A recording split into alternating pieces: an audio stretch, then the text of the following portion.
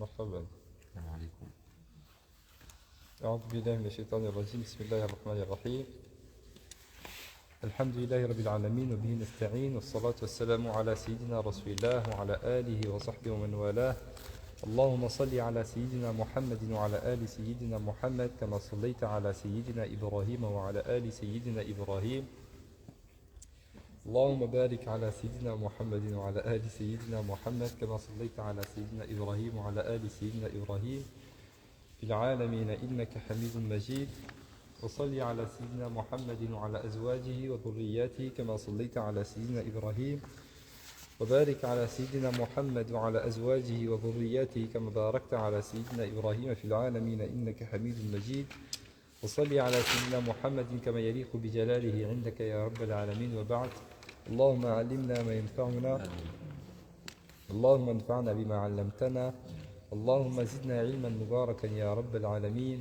اللهم إنا نسألك العلم والإيمان والعمل. اللهم إنا نسألك علما نافعا ورزقا طيبا وعملا متقبلا يا رب العالمين. وحبب إلينا الإيمان وزينه في قلوبنا، وكره إلينا الكفر والفسوق والعصيان، واجعلنا من الراشدين.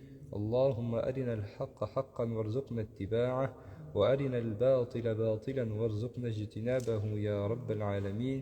وأفرغ علينا من الأخلاق المحمدي ما نكون عندك راضيين مرضيين. اللهم ثبتنا في الدين وارزقنا الاستقامة، واجعل عملنا في رضاك، وارزقنا الإخلاص والاستخلاص.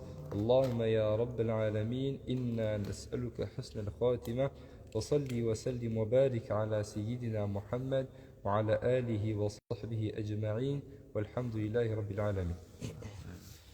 Nous avions commencé ce nouveau cours de fiqh en commençant par faire une introduction.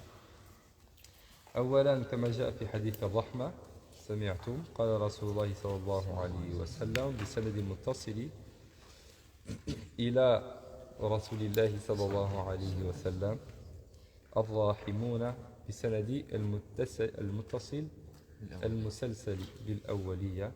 قال صلى الله عليه وسلم إلا في آخر السند الراحمون يرحمهم الرحمن ارحموا من في الأرض يرحمكم من في السماء. الراحمون يرحمهم الرحمن يرحموا من في الأرض يرحمكم من في السماء.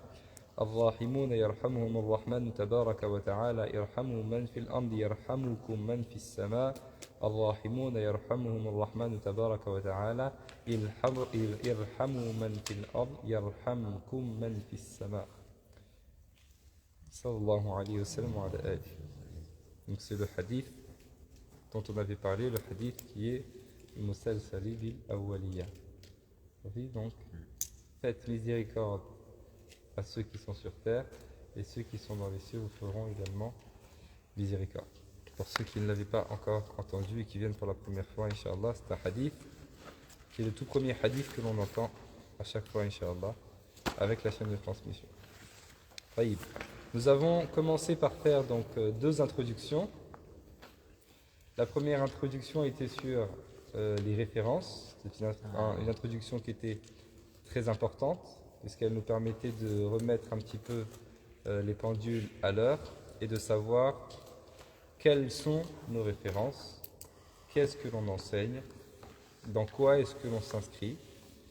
Et donc nous avons parlé des références de Ahl Sunnah wal Jama'a, dans la jurisprudence. Ce sont les quatre écoles de jurisprudence, Malikite, Hanafite, Hanbalite, Shafi'ite.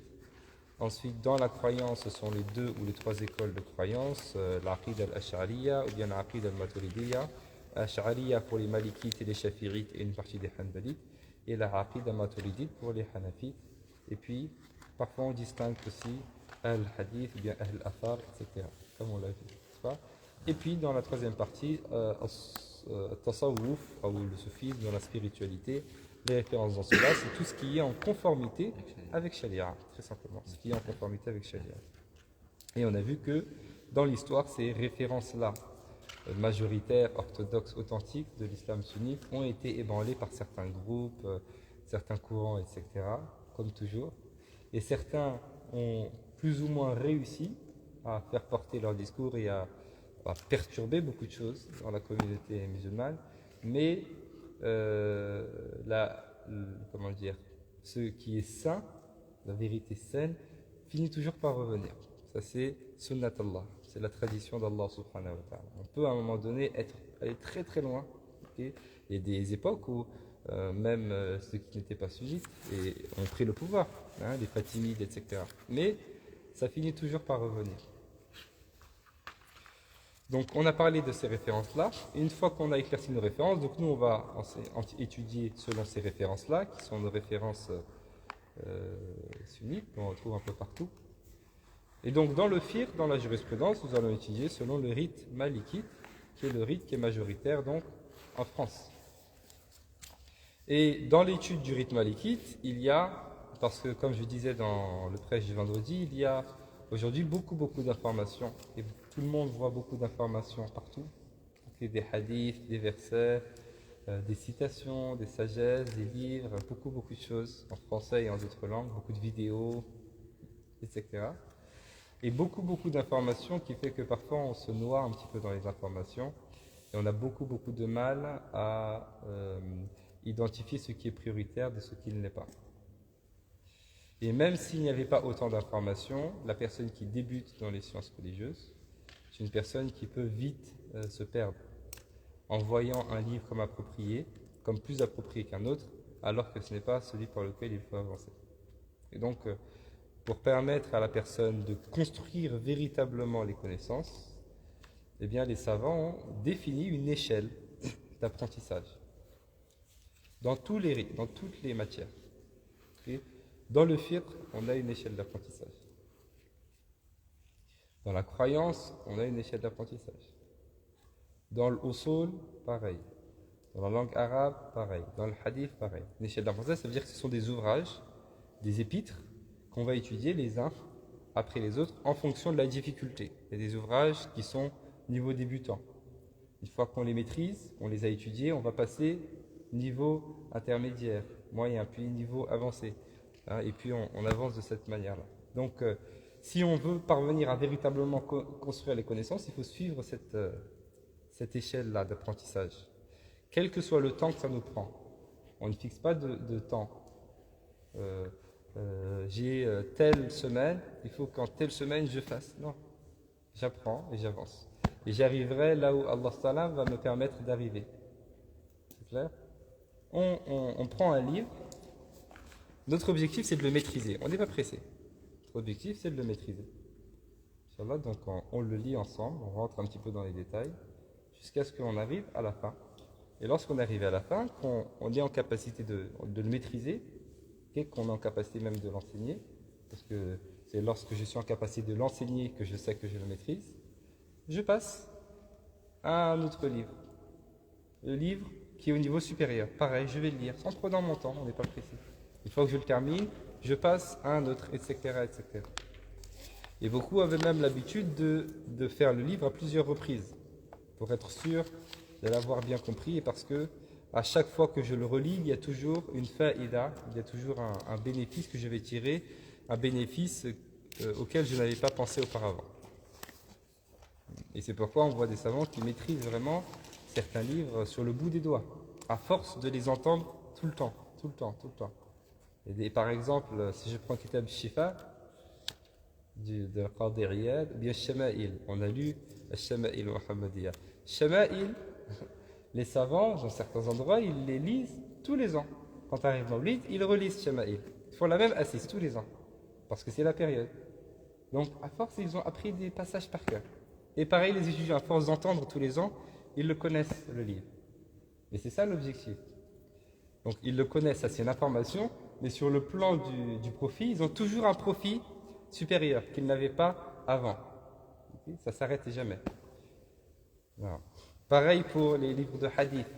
Quand vient l'Ashhur al-Thalatha, les 3 mois, Rajab, Sha'ban, Ramadan, ils font le sarj. Tout le temps, tous les ans. À force, ils emmagasinent les informations, ils emmagasinent les hadiths, etc. Ça aussi, certains le font, Inch'Allah. Donc, on a fait notre première introduction, et puis ensuite, on a fait la seconde intervention. Et la seconde intervention, c'était la seconde introduction, pardon. La seconde introduction, c'était l'introduction sur le fiqh, donc sur la jurisprudence, très simplement. Donc nous avons défini la jurisprudence et nous avons vu ensemble ce qu'on appelle comment al-mabadi al-ashara, les 10 points introductifs de la science donc du fiqh. Ok, on révise ça très rapidement et puis on avance. Donc comment est-ce qu'on a défini le fiqh, la jurisprudence dans la langue? Oui. Pardon, je vais enlever ma capuche parce que je n'entends pas très bien. Naam. C'est ça. Al-fahm, effectivement, c'est la compréhension, la bonne compréhension, en résumé, en abrégé. Et dans l'istilah, qu'est-ce que c'est l'istilah d'abord? Comment là? Oui. C'est ça, lexicologie. Et donc comment on l'a défini dans l'istilah? Donc lexicologie, c'est-à-dire dans la matière, non, dans notre législation, ça veut dire, dans notre législation divine. Quelle est la définition de notre législation? Quand je dis le fiqh, ça dépend du contexte. Si je parle du fiqh dans un contexte qui n'a rien à voir avec la religion, ça veut dire, par exemple, ils ont dit, le peuple de Shu'aib lui a dit, on ne comprend pas ce que tu dis. Okay. Allahumma, le dua qu'a fait le prophète Ibn Abbas, Allahumma faqihhu fi din. Okay. Mais quand je rentre dans notre domaine, le contexte des sciences religieuses, etc., quand je dis fiqh, quand j'ai par exemple al-faqih, faqih, c'est vraiment celui qui est plongé, qui maîtrise les sciences donc, de la jurisprudence. Donc, et ensuite, donc, on a dit dans la lexicologie, quelle est la terminologie, quelle est la définition qu'on a donnée? Qui l'a? La science. La science, oui. La science des règles juridiques pratiques acquises à partir des preuves détaillées. Tout à fait. Est-ce que vous l'avez en arabe? Arabe? Très bien. Donc ça, c'est une définition à prendre par cœur. Il faut l'apprendre par cœur. Al-ilm bil-ahkam al-shar'iyya al-amaliyya al-muktasaba ou bien al-muktasab en fonction. Okay. Si on dit bil-ahkam al-muktasaba,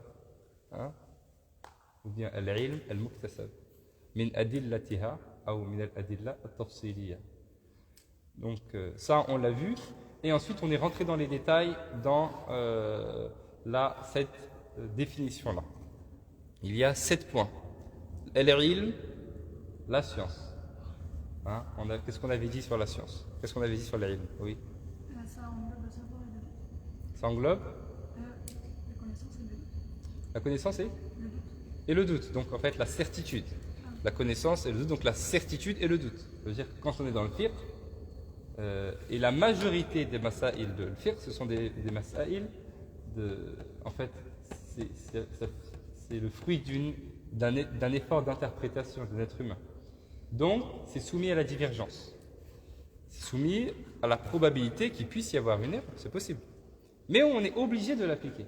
C'est le résultat auquel on est arrivé, on doit quand même l'appliquer. C'est clair? Donc, c'est pour ça qu'on dit qu'il ne peut pas y avoir de rigidité dans le fiqh.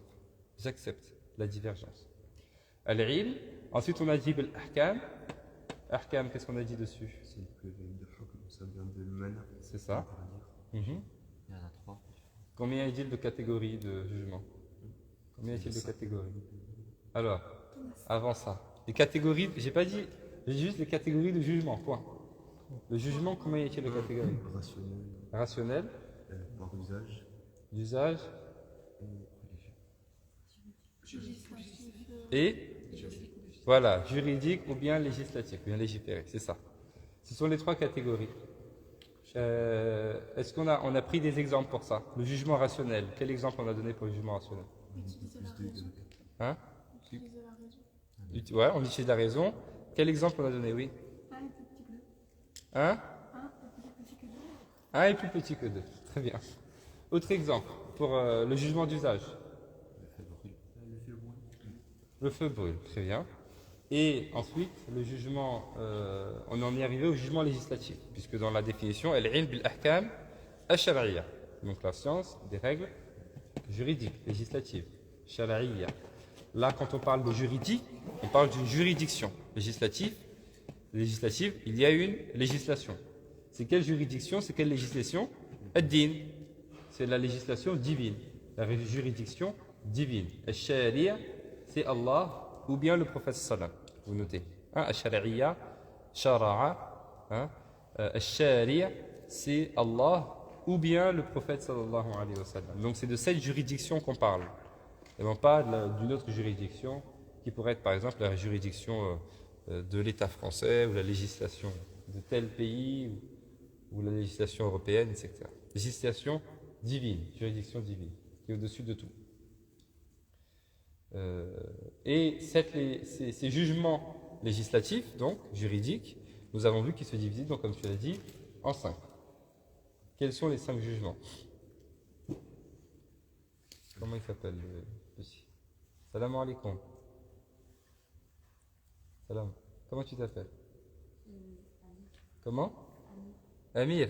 Tu étais là la dernière fois qu'on a parlé de ça ou pas? Non? Ok. Alors, qui s'en souvient? Les sœurs là-bas. Quels sont les 5 jugements? Jugement conditionné. Vous vous en souvenez? Quels sont les 5 jugements législatifs, juridiques, dans la religion? Combien y a-t-il de jugements? Vous n'étiez pas là? Oui.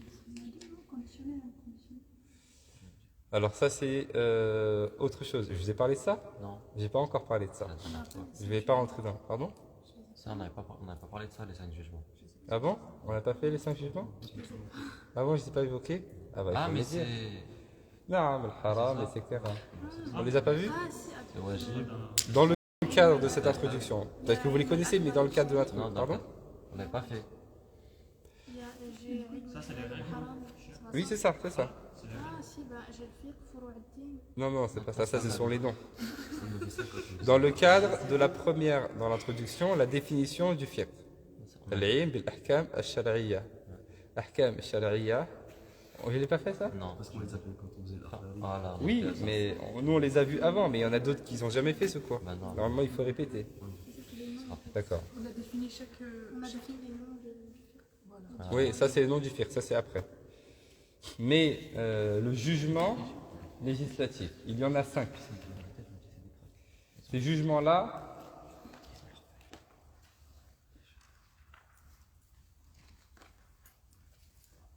se divisent en une demande. Ok. C'est une demande.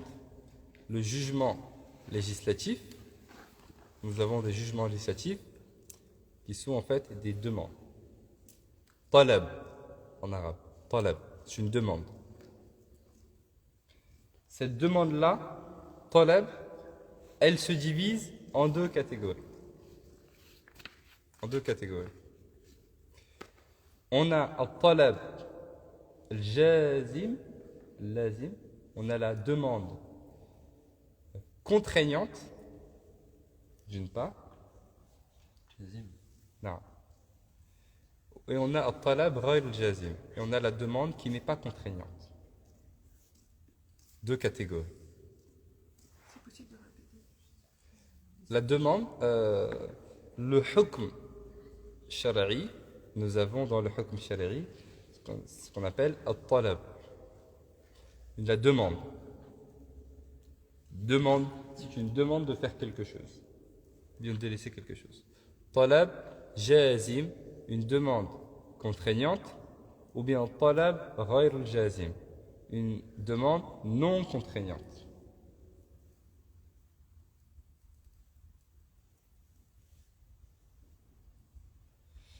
Dans al-talab al-jazim, dans la demande contraignante, on a al-wajib. Wajib ou bien fard. C'est la même chose. Wajib, W-A avec un chapeau circonflexe, J-I-B. Wajib. Ou bien fard. Fard, F-A-R-D. Pour nous, dans le rythme maliki, le wajib ou bien le fard, c'est exactement la même chose. Attention, il y a des rites qui font la différence entre les deux, notamment chez les hanafites. Mais pour nous, dans le rythme malikite, je dis wajib ou bien je dis fard, c'est la même chose. Le wajib, il fait partie de talab al-jazim, la demande contraignante. Le wajib, l'obligatoire, c'est l'obligatoire. Ce qui est obligatoire sur le plan religieux. L'obligatoire, 2 points, c'est la demande de faire une chose, c'est la demande contraignante, faut mettre la demande contraignante de faire une chose. La demande contraignante de faire une chose. La demande contraignante de faire une chose, de sorte que la personne qui l'a fait est récompensée et la personne qui ne la fait pas est sanctionnée. C'est la demande contraignante de faire une chose, de sorte que la personne qui l'a fait est récompensée et la personne qui ne la fait pas est sanctionnée. Exemple, le jeûne du mois du Ramadan. C'est une demande contraignante. Allah nous oblige, il nous demande de faire le jeûne du mois du Ramadan et il nous demande, et cette demande elle est contraignante. C'est-à-dire que si je ne le fais pas, j'ai un péché, je suis sanctionné. Et si je le fais, je suis récompensé. C'est clair? Exemple, la prière, les 5 prières obligatoires, les 5 prières quotidiennes. La prière de Dhuhr. Allah nous demande de la faire, c'est une demande contraignante. C'est-à-dire que si je ne la fais pas, j'ai un péché. Et si je la fais, je suis récompensé. C'est clair? Toujours dans la demande contraignante, on a une deuxième chose qui s'appelle el-haram. El-haram. H-A-R, A, chapeau circonflexe, M. Haram. L'interdit. L'interdit. El-haram, 2 points, c'est la demande contraignante de délaisser une chose. C'est la demande contraignante de délaisser une chose. De sorte que si je la fais, je suis sanctionné. Et si je ne la fais pas, je suis récompensé. Haram, c'est la demande contraignante de délaisser une chose. De sorte que si je la fais, je suis sanctionné. Et si je ne la fais pas, je suis récompensé. Exemple. Par exemple, boire de l'alcool. Boire de l'alcool, Allah nous demande de délaisser cela. C'est une demande contraignante. C'est-à-dire que si je le fais, je suis sanctionné. Et si je ne le fais pas pour Allah, je le délaisse pour Allah, je suis récompensé. Est-ce que c'est clair pour la demande contraignante? Et ensuite, on a l'autre catégorie, c'est la demande non contraignante. Dans la demande non contraignante, nous avons talab ghayr jazim, bien ghayr lazim. Dans la demande non contraignante, nous avons ce qu'on appelle mandoub. Mandoub. El-mandoub, M-A-N-D-U, accent circonflexe, B. Mandoub.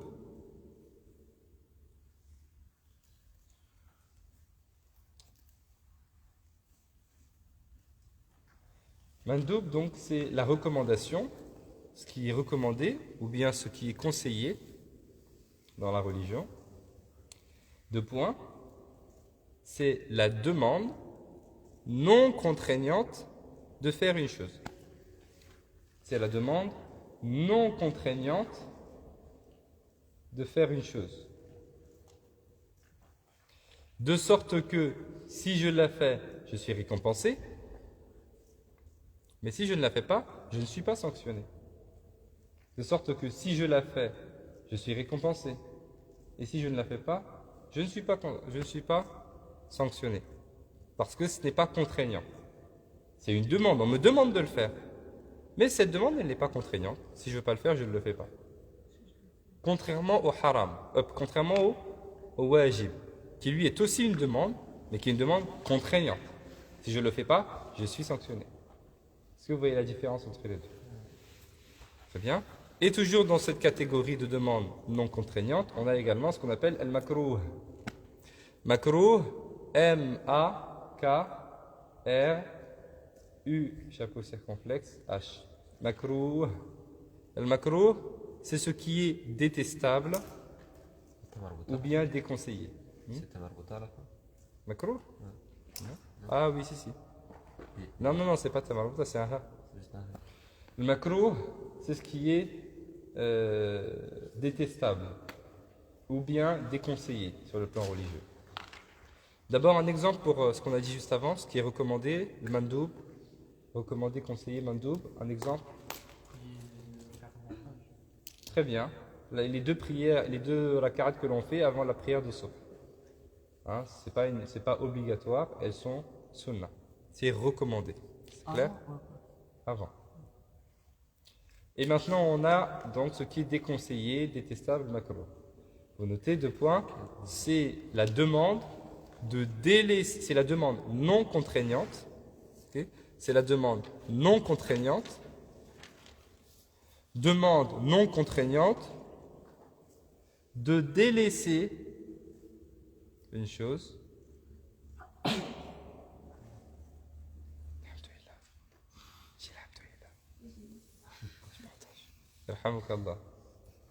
C'est la demande non contraignante de délaisser la chose. De sorte que si je la fais, je ne suis pas sanctionné. Mais si je ne la fais pas, je suis récompensé. Je ne la fais pas pour Allah. Contrairement au haram, qui est la demande, qui est aussi une demande de délaisser, mais qui est une demande contraignante de délaisser. C'est-à-dire que si j'écoute pas, je suis sanctionné. Alors que là, le makruh, c'est une demande aussi de délaisser, mais c'est une demande qui est non contraignante, c'est-à-dire que si je le fais quand même, je ne suis pas sanctionné. Vous voyez la différence entre les deux? Très bien. Si je le fais, t'es pas sanctionné. Si je le fais Et ensuite, ok, à côté de cela, de ces deux catégories-là, on a ce qui est licite, ce qui est autorisé, très simplement. Mubah. Mubah, autorisé, licite. Et ce qui est licite, il n'y a pas de demande en fait. Il n'y a pas de demande. Ni de demande contraignante, ni de demande non contraignante. Il n'y a pas de demande. Ce qui est mubah, licite, halal, si j'ai envie de le faire, je le fais. Et si j'ai pas envie de le faire, je ne le fais pas. Okay. Il n'y a pas de demande particulière. Si j'ai envie de dormir, je dors. Si j'ai pas envie de dormir, je ne dors pas. Clair? Si j'ai envie de manger, je mange. Si j'ai pas envie de manger, je ne mange pas. J'ai envie de regarder, je regarde. Si j'ai pas envie de regarder, je ne regarde pas. Bref, il n'y a pas de demande particulière. Est-ce que c'est clair? Très bien. Oui. Si par exemple on sort du fiqh Mhm. et on va dans le tasawwuf, Oui. le halal Allah là pour prendre le jugement, par exemple, on délaisse tout ce qui rapporte à Allah. Oui, tout à fait, c'est possible. Et du coup, il rentre. On n'est même pas obligé d'aller dans un autre Bon, domaine. Dans le fiqh, c'est possible. En fonction du contexte, en fonction de la situation, le jugement peut changer. Ok. Et en fonction de l'intention, le jugement change. C'est vrai, on se rapproche un peu de la spiritualité. Donc, ensuite, ça, ce sont les jugements. Donc, tout ce que vous faites dans votre vie, il y a ces jugements-là. Ces jugements-là peuvent changer en fonction de la situation. C'est possible. Ok. C'est-à-dire que, par exemple, une chose qui est normalement obligatoire peut changer de jugement. Exemple. Ce qui est obligatoire. Oui. Jeûner le jugement. Pour moi. Ouais. Par exemple, le jeûner Ramadan, c'est un diabète. Voilà. Par exemple, jeûner le jeûne du mois de Ramadan. Si je sais que j'ai par exemple une maladie ou quelque chose comme ça, qui fait que si je jeûne, alors immanquablement je sais que je cours à ma perte, je vais mourir. Parce que j'ai un état qui ne me permet pas de jeûner. Alors qu'est-ce que devient comment devient le jugement? Haram. Ça devient interdit pour moi de jeûner. Ça devient interdit. Donc là, le jugement, hop, il change. C'était une demande de faire, c'était une demande contraignante de faire, et ça devient une demande contraignante de ne pas faire. Clair? Pareil. Etc. On peut trouver beaucoup d'exemples. Ok. Donc ça, c'est pour les jugements. Donc ça, ce sont les jugements, c'est ce qu'on appelle al-hukm al-shar'i, bien al-ahkam al-shar'iyya. Ce sont les jugements juridiques, les jugements législatifs religieux. Donc, dans la définition, on a vu al-ilm, la science, bil-ahkam, des jugements, al-shar'iyya, juridiques. Ensuite, on a vu, après ça, al-shar'iyya, al-amaliyya, donc pratique. Qu'est-ce qu'on a dit là-dessus sur pratique? Ce qui est, c'est ça. C'est ce qui nous intéresse, c'est uniquement ce qui est pratiqué par les membres. Jawarih. C'est clair? Donc tout ce qui est croyance intérieure, ça ne rentre pas là-dedans. L'intention, C'est c'est autre un acte chose. du cœur. Et l'intention, c'est un acte du cœur. C'est clair? Donc là, on parle uniquement que des actes palpables, très simplement. Al-amaliya, ensuite al-muktasaba, bien al-muktasab, qu'est-ce qu'on a dit là-dessus? Qui sont extraites, qui sont tirées, qui sont acquises. Juste, il y avait aussi c'était les sciences, la science d'Allah je crois que c'était dans les actes, ça. Non, ça c'était dans la toute première. Ah bon? Non, al-ilm. Ok, c'est mal. Al-ilm. Donc la science d'Allah, la science des anges, etc. Dans extraites, qu'est-ce qu'on a dit là-dessus? Al-muktasab, muktasaba. On a dit qu'ils sont acquises. À partir de la réflexion et de la recherche. Pardon? À partir de la réflexion. Voilà. Qui sont acquises, qu'est-ce que ça veut dire? An-nadr, ouais. Ça veut dire que ce n'est pas une science qui est innée. C'est une science qui est. C'est quoi le contraire Ah, de voilà, innée? c'est ça que je parle. Voilà, ça, c'est une chose acquise. Acquise, tout à fait. Voilà, c'est pas Elle science, est acquise. Donc si elle est acquise, ça nous demande de faire un effort de réflexion. Bin nadari wa takaffur wal istidlal. Ah, Bin nadari wal istidlal. Ok, on a un effort rationnel et un effort de recherche à faire. Très bien. Le muktasaba min adillatiha min al-adilla, des preuves qui sont acquises, des preuves. Qu'est-ce qu'on a dit sur les preuves? Quelles sont ces preuves? Oui, preuve tirée du Coran et de la Sunna. très bien. Donc les preuves, c'est dans l'ordre Coran, Al-Qur'an, la Sunna, ensuite As-Sunnah, l'ijtima', ensuite l'ijtima', Al-Ijtima', ah, ijma', Al-Ijma', voilà le consensus. et le qiyas. Al-Ijma'. Ouais, ittifaq, al-Ijma'. Le consensus. Ok, ça, ce sont les jugements un petit peu sur lesquels tout le monde est d'accord. Et puis le qiyas, l'analogie. Ça aussi, c'est important de les étudier. Quand on finit, Inch'Allah, Ibn Ashir, on va faire un autre poème ensemble, qui est très court, qui fait 30 vers, et qui est vraiment la première chose à étudier dans Ilm Usul. La science, une autre science s'appelle les fondements. Une fois qu'on a fini Ibn Ashir, qu'on maîtrise, on va prendre le même niveau que le niveau débutant, mais dans le Usul. Comme ça, on aura fait niveau débutant dans le fiqh, niveau débutant dans l'usul, on aura fait niveau débutant dans le tasawwuf. On a fini bidat al-hidayah. Ok? Et puis ensuite, on monte. Allah nous permet. Parce que dans l'usul, encore, il y a d'autres choses. Quand on dit c'est le Coran, mais dans le Coran, il y a 4 dalil. Dans le sunna, pareil, etc. طيب. بالأدلتها, des preuves. At-tafsiliya, qu'est-ce qu'on a dit? Tafsiliya, des preuves détaillées ou bien précises. Qu'est-ce qu'on a dit là-dessus? Oui. Il nous dit que c'était des preuves générales. Par exemple, tout ce qui est en livre est haram. Des preuves qui sont? Général. Alors justement, ce ne sont pas des preuves générales. C'est le contraire. Min adillatiha at-tafsiliya. Et j'ai expliqué justement at-tafsiliya, des preuves précises, en opposition aux preuves qui sont... C'est ça, en opposition à l'usul, aux preuves qui sont générales. Donc, dans le fiqh, on aura une question, une preuve. Ok, un point, un texte, par exemple. Alors que dans l'usul, les fondements, on va voir une règle pour beaucoup de mas'ala, pour beaucoup de points. C'est clair? Exemple. العادة الإباحة. C'est pas le hukm. C'est quoi, t'as dit, reprends? C'est le hukm في العادة الإباحة. الأصل. الأصل, voilà. الأصل في العادات الإباحة. Ça veut dire la base concernant les choses du quotidien, c'est-à-dire toutes les choses qui ne sont pas des adorations, okay, qui ne sont pas des choses purement religieuses. La règle concernant ces choses-là, c'est la licéité. Ça veut dire que tout est autorisé, tout est halal, jusqu'à preuve du contraire. Jusqu'à ce que vienne un texte du Coran, ou bien de la Sunna, ou bien du consensus savant, qui me dit cette chose-là est haram. C'est clair? Donc c'est le contraire de ce que disent beaucoup de gens. Beaucoup de gens disent non, ça, est-ce que tu as vu un verset qui dit ça? Est-ce que tu as vu un hadith? est-ce que le prophète il a fait, etc. Mais on n'a pas besoin de ça. La base, c'est que c'est autorisé. Jusqu'à ce que vienne un texte qui intervient. Ça, c'est pour la adat, c'est pour les choses du quotidien. Ok. Autre exemple? Oui.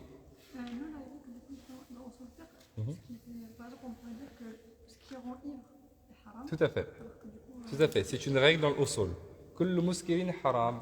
Kullu muskirin haram. Tout ce qui rend ivre est haram. Exactement. Ça aussi, c'est une autre règle usul. Oui.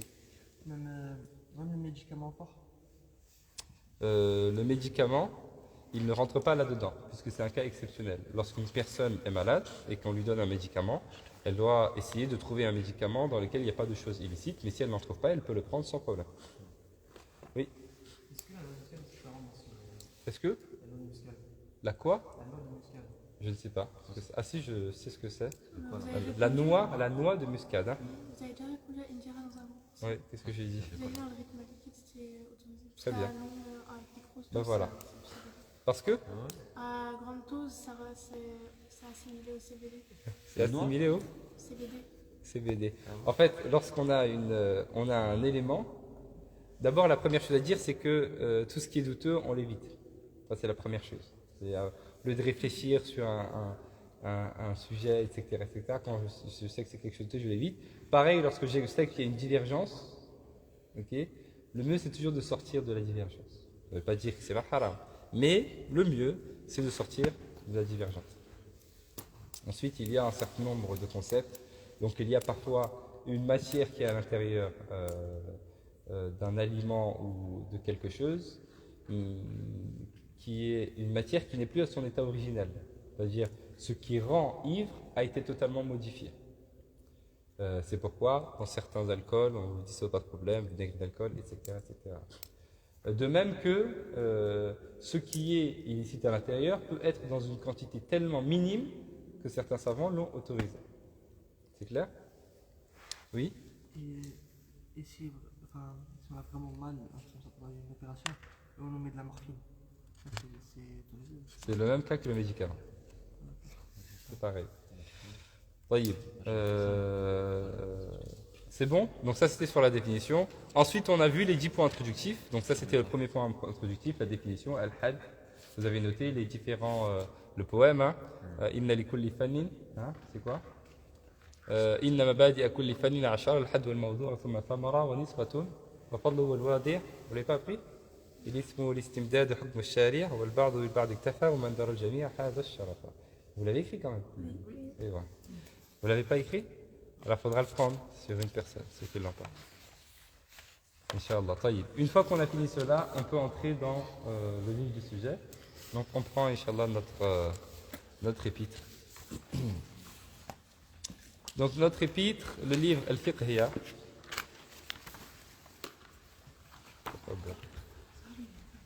tout le monde en a un. Combien? Un seul?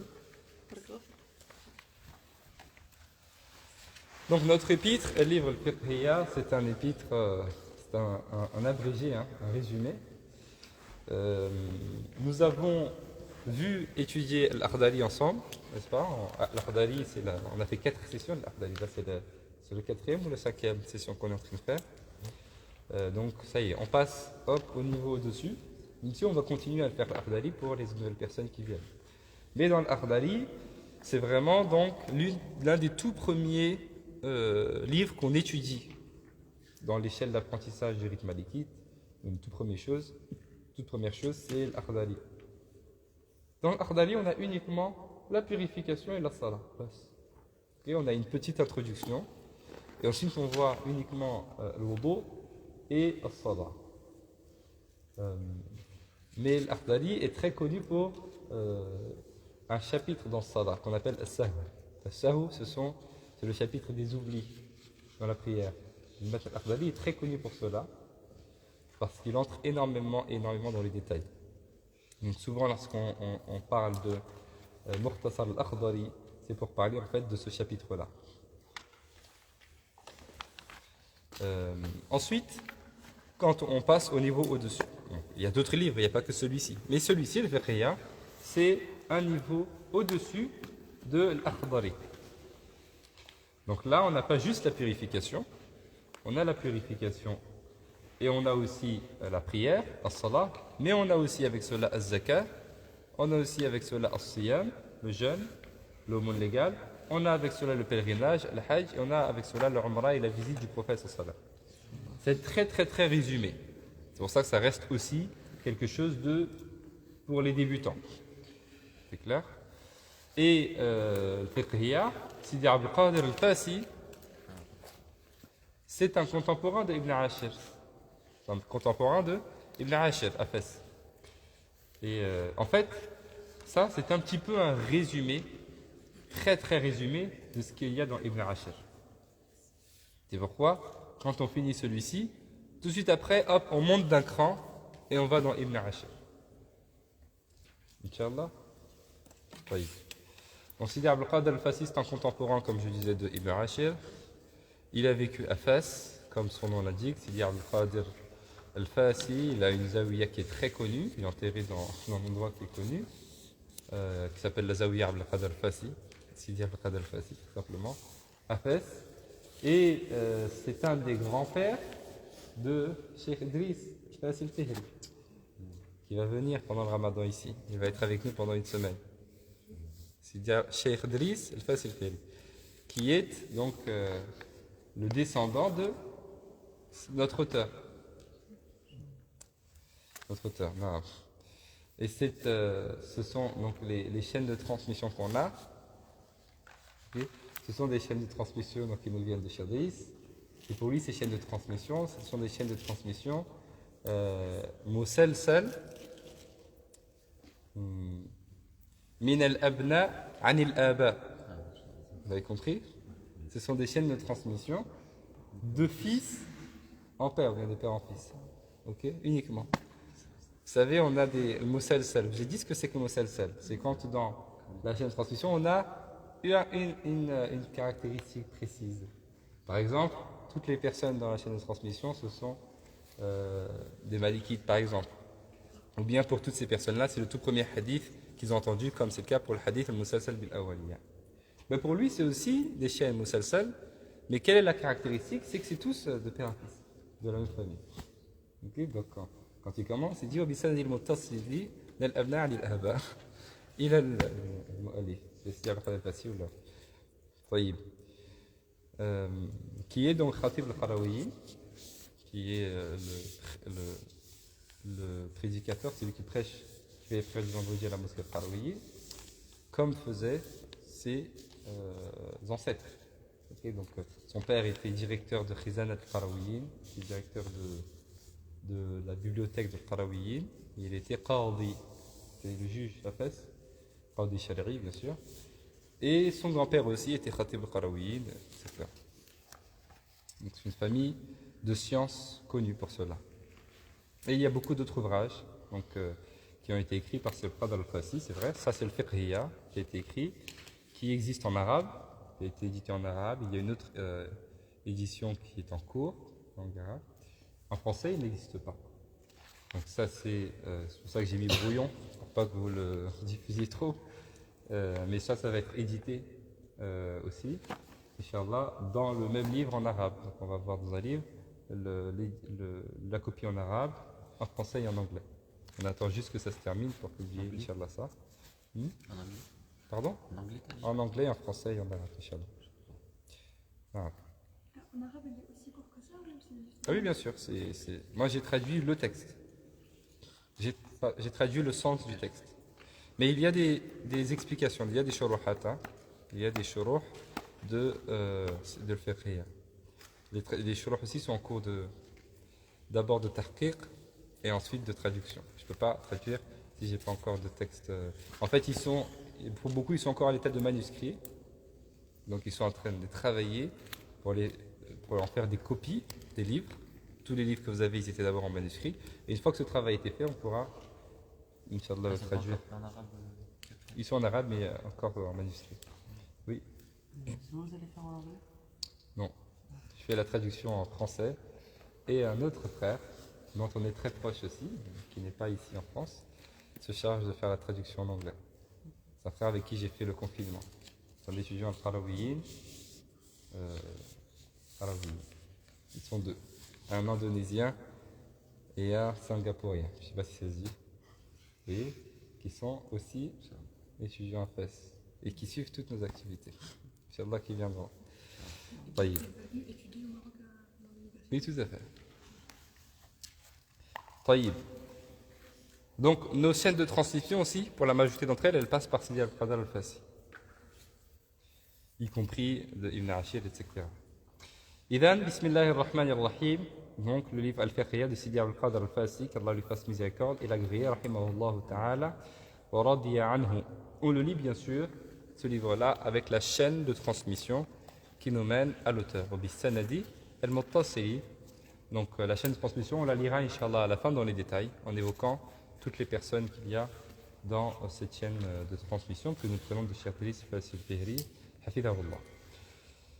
Il dit donc Bismillahirrahmanirrahim, au nom d'Allah, le très miséricordieux, le tout miséricordieux, Bismillahirrahmanirrahim, conformément au hadith du prophète sallallahu alayhi wa sallam, dans lequel il dit tout acte qui n'est pas débuté par la mention d'Allah, dans une version du hadith, il y a plusieurs versions, ok, bilhamdulillah, etc.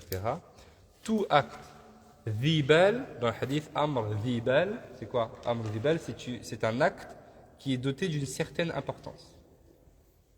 Donc tout acte qui a une certaine importance, qui n'est pas débuté par la mention d'Allah, fahuwa aqta'. C'est un acte qui est incomplet. Hein, et c'est pourquoi il est recommandé dans tout ce que l'on fait, à chaque fois qu'on passe à une nouvelle chose, hein, qui a une certaine importance, entre guillemets, ça veut dire une chose que l'on peut considérer, hein, eh bien il est nécessaire de dire Bismillah. Okay, je me lève, Bismillah. Je m'assois, Bismillah. Je mange, Bismillah. Je bois, Bismillah. Je m'allonge, Bismillah. Je rentre, Bismillah. Je sors, Bismillah. Bref, tout ce que je fais, Bismillah. Khalaas.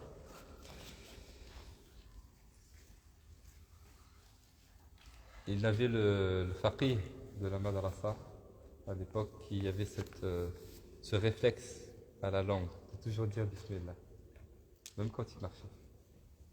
Ainsi, lorsque l'on était dans la mosquée et qu'on attendait pour faire la prière, on entendait Bismillah, Bismillah, Bismillah.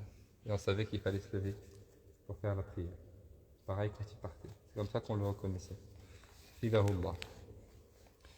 Donc ça, c'est conformément au hadith du prophète sallallahu alayhi wa alihi wa sallam.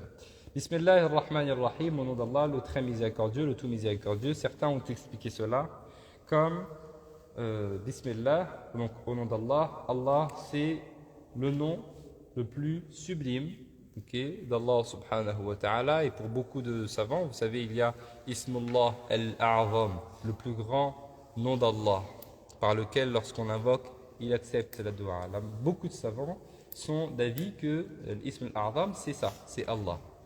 Okay? D'autres ont dit que ce sont d'autres noms. Ça, ce sont des sujets à divergence. De même que c'est les noms d'Allah subhanahu wa ta'ala qui, quelle que soit sa forme, quelle que soit la lettre qu'on enlève, va toujours nous ramener à Allah subhanahu wa ta'ala. Okay? Allah, j'enlève le alif, ça fait lillah pour Allah. Okay?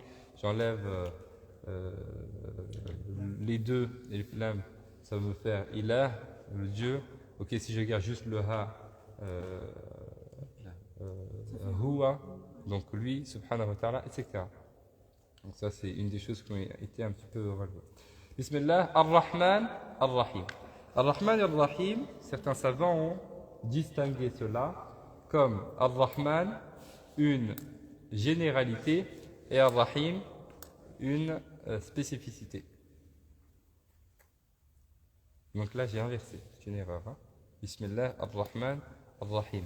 Le tout miséricordieux vient avant le très miséricordieux.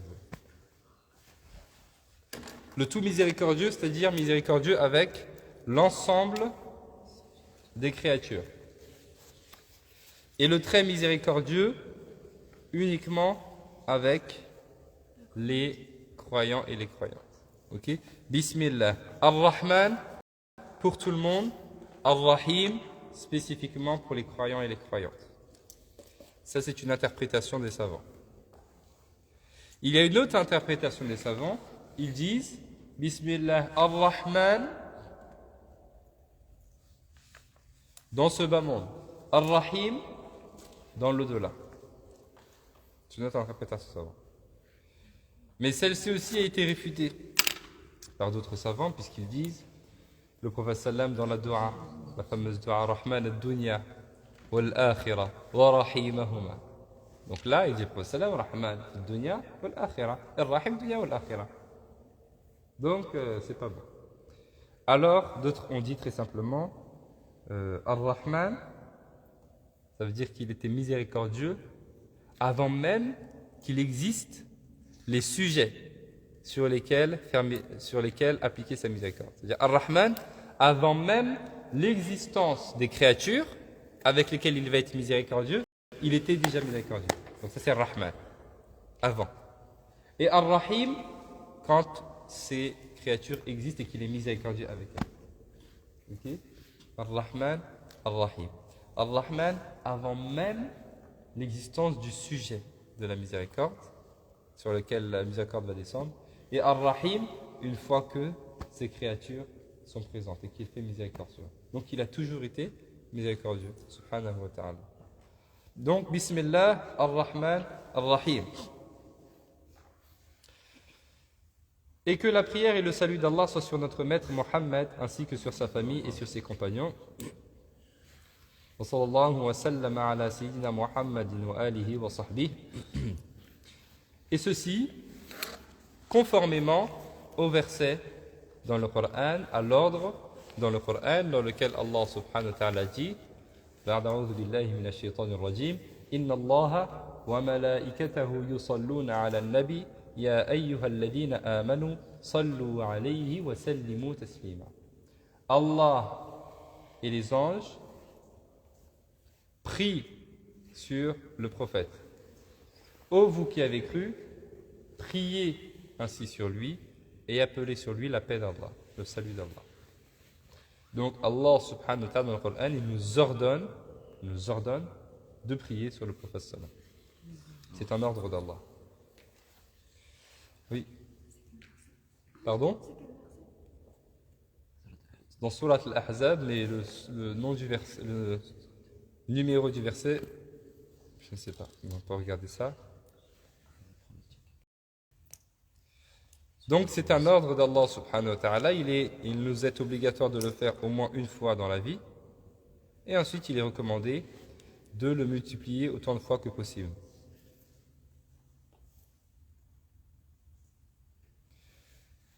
Et le prophète sallallahu alayhi wa sallam n'a pas besoin de notre prière sur lui.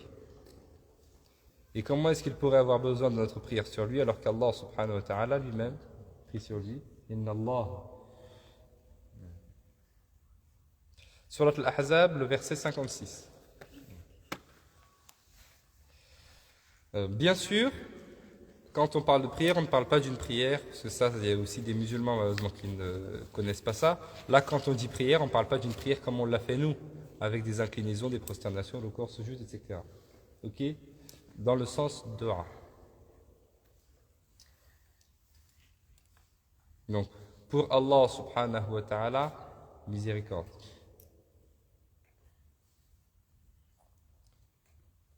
Et pour les anges également de dua.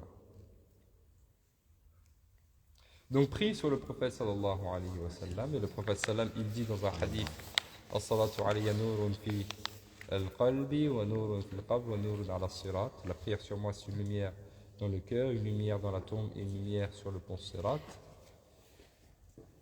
Il dit également celui qui prie sur moi une fois, Allah prie sur lui 10 fois. Et il dit l'égoïste également dans le sens du hadith et celui sur qui, ou bien l'avare est celui qui auprès duquel mon nom a été mentionné, évoqué, et qui ne prie pas sur moi.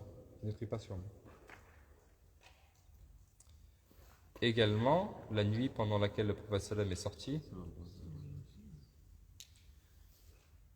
en disant Atal mawtu bima fi azifatil azifa. Alors, il y a un compagnon qui est venu voir le prophète sallam Il dit, Ya Rasulallah, inni ukthiru min as-salat, inni ukthiru as-salata min al-layl. Moi, je fais beaucoup de prières pendant la nuit. Combien de parts de mes prières est-ce que je dois te réserver? Alors le prophète sallam lui dit, Ma shi'ta, wa in zidta fa huwa khair. Il dit ce que tu veux, mais plus tu en ajoutes, mieux c'est. Alors il lui dit le quart, il dit ce que tu veux, mais si tu en ajoutes, c'est mieux, c'est bien, c'est du bien. Il dit alors la moitié, il dit ce que tu veux, mais si tu ajoutes, c'est mieux. Alors il dit les trois quarts, il dit ce que tu veux, mais si tu en ajoutes, c'est mieux. Alors il lui dit toutes les prières. Ça veut dire que à chaque fois qu'il lève ses mains pour faire des du'as, il prie sur le prophète sallam. Allahumma salli ala Muhammad. Toujours, tout le temps. Il dit Idan yughfara dhanbuk. Donc l'ensemble tukfa hammuk wa yughfara dhanbuk. Ainsi, l'ensemble de tes besoins seront comblés. Et tous tes péchés te seront pardonnés. Donc, à travers la prière sur le prophète sallam, Allah comble nos besoins. Et à travers la prière sur le prophète sallam, Allah nous pardonne nos péchés. Je veux que mes péchés soient pardonnés, je multiplie les prières sur le prophète sallam. Je veux qu'Allah pourvoie à mes besoins, je prie sur le prophète sallam. Allahumma salli ala sayyidina Muhammad.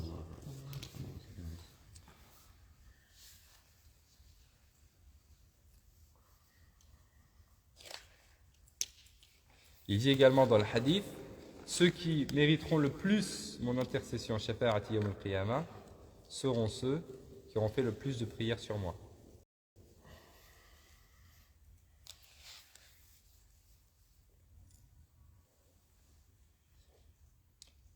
Non.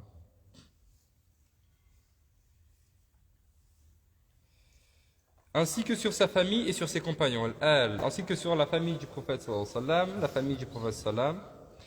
Donc là aussi on a plusieurs avis des savants, beaucoup de choses qui sont dites. La famille du prophète sallam, certains disent c'est la famille du prophète sallam, donc la famille proche du prophète sallallahu alayhi wa sallam, Ali, Fatima, etc. Mais d'autres savants vont nous dire plutôt la famille du prophète sallam, tous ceux qui ont suivi le prophète sallallahu alayhi wa sallam. Nous sommes les frères du prophète sallallahu alayhi wa sallam. Ainsi que sur ses compagnons. La famille du prophète sallam proche, donc Fatima, etc. Al-Bayt, exactement, déjà de la maison du prophète sallam. Et leur amour fait partie de nos fondements. Et leur respect fait partie de nos fondements. C'est pas juste chez les chiites. Souvent, quand on parle de ça, ils disent mais ça, ce sont les chiites. Non, ce ne sont pas les chiites. C'est Ahl-Sunnah wal Jama'a. Fatima alayha salam. Pour les gens de la famille du prophète sallam. Et sur ses compagnons. Les compagnons, radiyallahu anhum, on sait que les prophètes, ce sont les meilleurs des meilleurs des créatures. Et le prophète sallam, c'est la meilleure des créatures. Ok, Muhammadun, Basharun, lam kal bashari, bal huwa kal yaquti, bayna al hajari. Muhammadun, Basharun, lam kal bashari, bal huwa kal yaquti, bayna al hajari. Wa innama nisbatu ila al hajar. Il dit dans la traduction, Mohammed, c'est un être humain, pas comme les êtres humains. Bashar, la kal bashari. Bal huwa kal yaquti bayna al hajari. Mais il est tel la pierre précieuse au milieu de toutes les autres pierres. L'imam Boussaïli dit فَمَبْلَغُ الْعِلْمِ فِيهِ أَنَّهُ بَشَرٌ وَأَنَّهُ خَيْرُ خَلْقِ اللَّهِ كُلِّهِمِ. On sait, il nous a été rapporté qu'il est effectivement un être humain, mais également qu'il est la meilleure des créatures d'Allah. Okay? دع ما ادعته النصارى في نبيهم واحكم بما شئت فيه مدحا واحتكمي. Délaisse ce qu'ont dit les chrétiens au sujet de leur prophète. Qu'est-ce qu'ils ont dit les chrétiens? Ils ont dit c'est le fils d'Allah, c'est le fils de Dieu. Alors il te dit dans Boussaïli, délaisse ce qu'ont dit les chrétiens. C'est-à-dire on sait que le prophète sallam c'est un être humain comme vous et moi, mais il n'est pas comme les êtres humains. C'est un être humain, mais il n'est pas comme les autres. Allah l'a choisi, Stafa. On sait que le prophète sallam c'est la meilleure des créatures, et on sait qu'en dessous, il y a donc tous les autres prophètes qui sont les meilleurs des créatures après le prophète sallam. Et ensuite, on sait que le meilleur homme après les prophètes, c'est Abu Bakr, Ceci fait partie de la croyance. Ahl-Sunnah wal Jama'a. Meilleur après le prophète, Abu Bakr radiyallahu anhu. Après Abu Bakr, Omar radiyallahu anhu. Après Omar, Uthman. Et après Uthman, Ali. Attention, il y a des chiites qui font devancer Ali à Uthman. De même qu'ils font devancer Ali même à tous les autres. Ils le mettent devant tous. Ok? Pourquoi vous pouvez parfois sur internet voir un petit peu, notamment quand vous entendez Mawlaya salli wa sallim da'iman, à la fin, hein? ثم الرضا عن أبي بكر وعن عمر وعن عثمان وعن علي. Dans cet ordre-là, Abu Bakr. Mais certains, si vous écoutez bien, ils vont mettre ثم الرضا عن أبي بكر وعن عمر وعن علي وعن عثمان. Ils changent comme ça. Donc Abu Bakr, Omar, Uthman, Ali. Non? Pardon? Dans l'ordre? Tout à fait. Et ça, certains savants disent, c'est un des signes d'Allah subhanahu wa ta'ala. C'est un des signes d'Allah subhanahu wa ta'ala. De même qu'en son temps, le prophète sallam, il était une fois assis avec Abu Bakr. Il était assis, Abu Bakr est venu. Okay. Ensuite, Omar est venu. Ensuite, Uthman est venu. Ça aussi, il dit, c'est un signe. De même que Abu Bakr, c'est lui qui a fait le hijra avec le prophète sallallahu alayhi wa sallam. On sait qu'Abu Bakr et Omar, ils étaient en compétition dans le bien. Et Abu Bakr, toujours, il devance. Et Uthman, Dhu Nurayn, qui s'est marié avec 2 filles du prophète sallallahu alayhi wa sallam, qui étaient tellement pudiques que le prophète sallam, il s'appliquait des choses en présence de Uthman qui ne s'appliquait pas, par exemple, en présence d'Abu Bakr ou bien de Omar, radiyallahu anhu. Ah. Et l'ordre des 10 élus au paradis, Pareil, je ne sais pas, je ne saurais pas te citer dans l'ordre, mais c'est exactement ce que j'allais dire juste après. Donc, dans l'ordre, là, on est en train de parler des compagnons. Donc, on a le prophète sallam, on a l'ensemble des prophètes, Abu Bakr, Omar, Uthman, Ali, à la suite, les 6, tous ceux qui ont été promis au paradis. Ça fait partie de notre croyance unique. Donc tout de suite après, Abu Bakr, Omar, Uthman, Ali, ensuite les 10 promis au paradis. Pourquoi? Allah dit dans le Coran, radiyallahu anhum wa radu an. On a un poème, ça fait longtemps, moi j'ai oublié. Hein. On avait un poème qu'on faisait après le Hizb, avec la dua du Hizb, un poème qui unit tous les noms des Sahaba promis au paradis. Ok, je vais le retrouver, on va l'instituer. Comme ça, on va les mémoriser, Inch'Allah. Donc c'est dans cette ordre-là, les compagnons du prophète sallam. Donc, les compagnons du prophète sallam, qu'est-ce que c'est qu'un compagnon du prophète sallam? Donc ça, c'est la valeur du compagnon. Qui sait comment définir le compagnon du prophète sallam? Oui? Le compagnon du prophète sallallahu alayhi wa sallam, c'est une personne qui a vécu au temps du prophète sallallahu alayhi wa sallam, et soit il l'a vu et a cru en lui. Alors, avec plus de détails, oui. Reprends du début. Qui est mort. C'est du coup quelqu'un qui a vécu aux côtés du prophète sallallahu alayhi wa sallam en ayant cru en lui, Oui. et en étant mort sur sa croyance. D'accord. Est-ce que quelqu'un d'autre veut préciser encore? Oui. Et qui s'est fait voir du prophète. Voilà. Donc en fait, c'est la personne qui a rencontré le prophète sallallahu alayhi wa sallam, qui a cru en lui, donc qui l'a rencontré en croyant en lui, et qui est mort sur cette croyance-là. C'est clair? Donc c'est une personne qui a rencontré le prophète, qui a vu le prophète sallam. Souvent on dit, pas forcément qui a vu, mais parce qu'il peut y avoir des personnes aveugles, ok? Mais une personne qui a rencontré le prophète sallam. Ça veut dire que la personne, elle peut avoir été peut-être même dans la même région que le prophète sallam, ou à la même époque que le prophète sallam, mais qui n'a jamais vraiment rencontré le même endroit. C'est pas au même endroit. C'est possible. Qui a rencontré le prophète sallam, en croyant en lui, ça veut dire que moi, il y a des personnes qui ont rencontré le prophète sallam, qui n'ont pas cru en lui, ensuite ils sont partis, et ensuite ils sont rentrés dans l'islam, pendant que le prophète était encore vivant. Ça, les conditions ne sont pas remplies. Qui ont cru en lui, en croyant en lui, et qui sont morts sur cette croyance. C'est-à-dire certains, peut-être, sont rentrés dans l'islam, ont vu le prophète sallam, ont cru en lui, ensuite sont sortis de l'islam, okay, et ensuite peut-être sont revenus. C'est clair? C'est plus des Et qu'il est mort sur cette croyance-là. Ah, ok, Okay. c'est Oui. Mais j'ai une question du coup. La première épouse du prophète Khadija, Mhm. elle l'a rencontré avant la révélation, Mhm. mais elle a toujours cru en lui. Bien. Du coup, elle est considérée comme une Oui, bien sûr, conséquence. c'est une femme du prophète sallam. Ça, tous ceux qui sont avant Sharia, donc avant Tashri', avant la législation, c'est un statut qui est particulier. C'est vrai pour eux, c'est vrai pour les parents du prophète sallallahu alayhi wa sallam, etc. Lui, il y en a qui disent que c'est pareil en enfer. Alors, et il cite le hadith. Qu'Allah Subhanallah. nous fasse voir la vérité et nous permette d'être ferme sur la vérité. Ça, je sais, c'est un débat un petit peu qui existe, c'est un débat qui est très bas. Oui. Je sais pas si c'est un sahaba, Ouais Karni, c'est ça? Ouais, Il faisait partie de l'époque du prophète, mais il n'a jamais vu, il a toujours cru. Est-ce que c'était un sahabi ou pas? Parce que...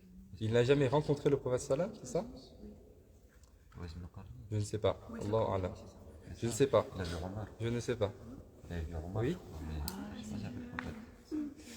Je vais juste pour lui répondre. Ah, c'est pour répondre, On d'accord. l'a vu dans la. Oui. Il a dit quoi? Oui, c'est ça. S'il n'a jamais, parce que je sais pas, hein, c'est pour ça que je dis je sais pas. Je sais pas si vous dites qu'il n'a jamais rencontré le prophète. S'il n'a jamais rencontré le prophète sallam, si je réponds par rapport en me basant sur ce que vous dites, il n'a jamais rencontré le prophète sallam, donc et ce n'est pas un compagnon. S'il a rencontré le sahaba, c'est un tabi'i, très simplement. Si le prophète sallallahu alayhi wa sallam, il a parlé de lui avant qu'il le voie. Mais le prophète sallam, il a parlé de lui, il a parlé d'autres aussi. On a parlé de. Ça, il a parlé Imam par Malik. exemple du Dajjal, il a dit. L'imam Malik aussi, certains savants dans le Prophète il parle de venir un savant, que les gens vont venir de loin. Hein, beaucoup de savants disent c'est l'imam Malik. Ça ne remplit pas la condition. Ok. Donc la personne qui n'a pas vu le prophète, qui ne s'est pas réunie avec le prophète sallam au même endroit, ok, donc elle n'est pas considérée comme étant un compagnon. C'est un tabi'i. Ok, mais ce cas particulier-là, lui, je ne connais pas sa vie. Allahu a'lam. Donc voilà pour la définition de sahabi, retenez-le. Ensuite, as-sahaba, kulluhum udul. Tous. Les compagnons sont tous, ça c'est une règle dans la science du hadith, hein, ils sont tous intègres. Quand on a vu les conditions, vous vous souvenez du hadith sahih, etc. L'adala, hein, adalat al-ruwat. Si c'est un compagnon, les compagnons tous, ils sont intègres. On peut regarder chez les autres. Ok. Oui. Alors c'est quoi intègre? Vous vous en souvenez ou vous avez oublié? Oui. C'est quelqu'un qui a des mœurs qui se rapprochent de la sunna. De manière très générale. Hein. De manière très générale. Je suis une personne qui délaisse les grands péchés et qui ne fait pas les petits péchés avec insistance. Qui délaisse les petits péchés aussi. Et qui a doté d'une bonne moralité, d'un bon caractère. Okay. C'est une des conditions, une des choses que l'on regarde dans le hadith sahih. C'est la personne qui rapporte le hadith, qu'il soit sahih. Donc ça c'est sur les compagnons. Et que la prière et le salut d'Allah soient sur notre maître Mohammed ainsi que sur sa famille et sur ses compagnons. Donc wa sallimu taslima, les savants nous disent que lorsqu'on prie sur le prophète sallallahu alayhi wa sallam, par exemple j'ai pris 100 fois ou bien 200 fois Allahumma salli ala sayyidina Muhammad, et uniquement la dernière fois je vais dire wa sallim taslima. Pas besoin de le dire à chaque fois. Taïb. Une fois donc ça c'est l'introduction, donc la plupart des textes religieux vont commencer de cette manière-là, y compris les poèmes. Ibn Ashir, le vocable Ibn Ashir, qu'est-ce qu'il dit? Yaqulu Abdul Wahid ibn Ashiri, il dit Mubtadi'an bismillah Qadiri. Donc en commençant par le nom d'Allah al-Qadiri, Alhamdulillahi alladhi allamana min al-ulum ma bika lafana salla wa sallama. Tout de suite vient la prière sur le prophète sallam. Et il y a d'autres, tous les autres ils sont comme ça aussi. Ahmadu Rabbi Jalla. Alhamdulillahi wa sallallahu ala nabi wa alihi. Qurbahu commence aussi par le nom d'Allah avec la prière sur le prophète sallam. Ok. Abda'u bil hamdi musalliyan ala Muhammadin khayr wara. Donc, je commence aussi par, ça c'est le nom d'Allah subhanahu wa ta'ala avec la prière sur le prophète sallam, etc., etc. Pareil dans tous les livres. Ensuite, il nous dit, le cheikh, imam, savant sont pareils, Sidi Abdul Qadir al-Fasi, Ibn Sidi Ali, Ibn Sidi Youssouf al-Fasi, qu'Allah nous fasse profiter d'eux, a dit. Donc là commence la parole de l'auteur. Alhamdulillah, donc la louange appartient à Allah comme elle doit l'être. Et que la prière d'Allah soit sur notre maître Mohammed, son prophète et serviteur. Donc je ne reviens pas là-dessus, on a expliqué déjà la mention du nom d'Allah subhanahu wa ta'ala, l'hamdallah, et la prière sur le prophète sallallahu alayhi wa sallam. La louange, c'est l'éloge. C'est al-thana. Al-thana, c'est... oui, on peut traduire ça par l'éloge, okay, par ce qui est bon.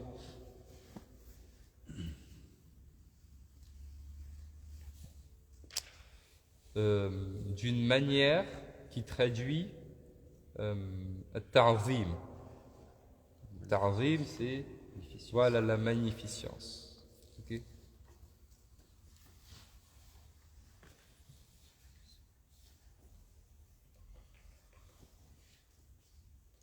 La louange appartient à Allah comme elle doit l'être et que la prière d'Allah soit sur notre maître Mohammed, son prophète et serviteur. Et ensuite, tout de suite, notre auteur commence avec donc la purification. Donc, premier chapitre dans notre épître, la purification, at-tahara. Très bien. Lorsque la personne entre dans la religion musulmane, la toute première, avant que la personne entre dans la religion musulmane, lorsque la personne atteint la puberté, dès qu'elle atteint la puberté, qu'elle devient mukallaf, ok, la toute première chose qui lui est demandée, c'est quoi? C'est voilà, de corriger sa foi. Tashihul iman, c'est la toute première chose qu'on lui demande. Tashihul iman. Une fois que la personne a corrigé sa foi, ça veut dire, corriger sa foi, qu'est-ce que ça veut dire? Ça veut dire entrer dans l'islam. C'est ça que ça veut dire. Hein? Une fois que la personne est entrée dans l'islam, tout de suite après, qu'est-ce qu'elle doit faire? Comme on a vu dans l'Akhdari. Alors, pour pouvoir les accomplir, elle a besoin de quoi? Elle doit apprendre. Une fois qu'elle a corrigé. Donc, je répète, la personne devient pubère. Elle devient pubère, elle doit corriger sa foi. Si elle est née musulmane, très bien. Si elle n'est pas musulmane, elle doit entrer dans la religion musulmane. Okay. Tout de suite après, elle est rentrée dans la religion musulmane, elle doit apprendre ce qui va lui permettre d'appliquer ce qu'Allah lui demande de faire. Les obligations individuelles. Tout de suite, elle doit apprendre. Comme ce qu'on est en train de faire. Une fois qu'elle a appris, elle doit les mettre en application. Elle apprend et en même temps, elle doit les mettre en application. Et la toute première chose qu'elle va mettre en application, comme on le retrouve dans le hadith du prophète sallam, il dit Buni Abdullah ibn Umar radiyallahu anhuma قال رسول الله صلى الله عليه وسلم بني الإسلام على 5 شهادة أن لا إله إلا الله وأن محمد رسول الله وإقام صلاة. Tout de suite après vient, après le premier pilier, l'attestation de foi qui est la correction de la foi. C'est ça? Comment on corrige sa foi?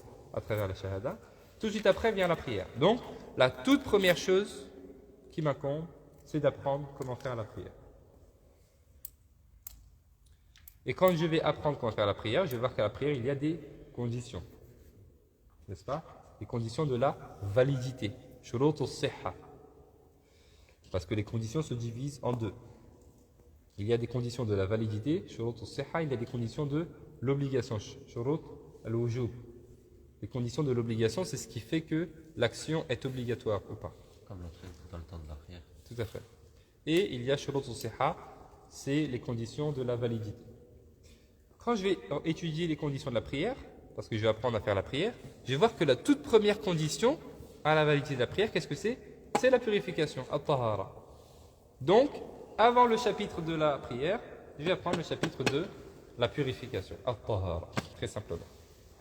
Nous y voici. La purification, at-tahara, se divise, comme nous l'avons vu dans l'Akhdari, en deux. Nous avons la purification intérieure et nous avons la purification extérieure. Taharatul batin wa taharatul zahir. La purification exotérique et la purification ésotérique. La purification exotérique, c'est la purification Ça, c'est une introduction, je vous fais, c'est pas dans le livre. Hein. La purification exotérique, c'est la purification de l'extérieur. Et la purification ésotérique, c'est la purification de l'intérieur. Taharatul batil, ouais. Taharatul batin bin noun. C'est pas batil. Ah, pas batil. Batin. Ah, je me suis Batin. Avec un ba alif ta noun. Batin. Batin, c'est autre chose. Le batin, c'est ce qui est caché, de l'intérieur. C'est la purification de l'intérieur. Et Taharatul. batil, c'est faux, c'est genre. Oui, c'est ça. Et taharatul zahir. Zahir, c'est ce qui est visible, c'est ce qui est extérieur. Nous ne sommes pas dans la purification de l'intérieur, ok, dans la purification ésotérique, puisque ça c'est dans une autre science qui s'appelle le soufisme, la spiritualité. Nous sommes dans la purification de l'extérieur. Très bien. C'était quoi le deuxième? Zahir. La purification de l'extérieur. Très bien. Cette purification de l'extérieur également, elle se divise en deux. Cette purification de l'extérieur également, elle se divise en deux. Nous avons la purification matérielle et la purification immatérielle. La purification matérielle, c'est la purification, ce qu'on appelle taharatu al-khabath. Matériel, khabath. On va en parler tout de suite après dans le paragraphe là. C'est la purification matérielle. Taharatul khabath. Ok? Et on a ensuite la purification immatérielle. Taharatul hadath. Taharatul hadath, la purification immatérielle. Pourquoi on dit matériel et immatériel? Parce que taharatul khabath, purification matérielle, je cherche à enlever quelque chose. Alors que taharatul hadath, immatériel, je ne cherche pas à enlever quelque chose de palpable. C'est un état. C'est clair? Vous allez comprendre quand on va lire le paragraphe. Est-ce que c'est clair? Très bien. On lit. Tu lis? Oui. Bismillah, rasulillah. Bien fort. Bismillah, rasulillah. La purification des impuretés sur le vêtement, le corps et l'endroit. Voilà. La purification des impuretés sur le vêtement, le corps et l'endroit, c'est ce qu'on appelle la purification matérielle. C'est taharatu al-khabath.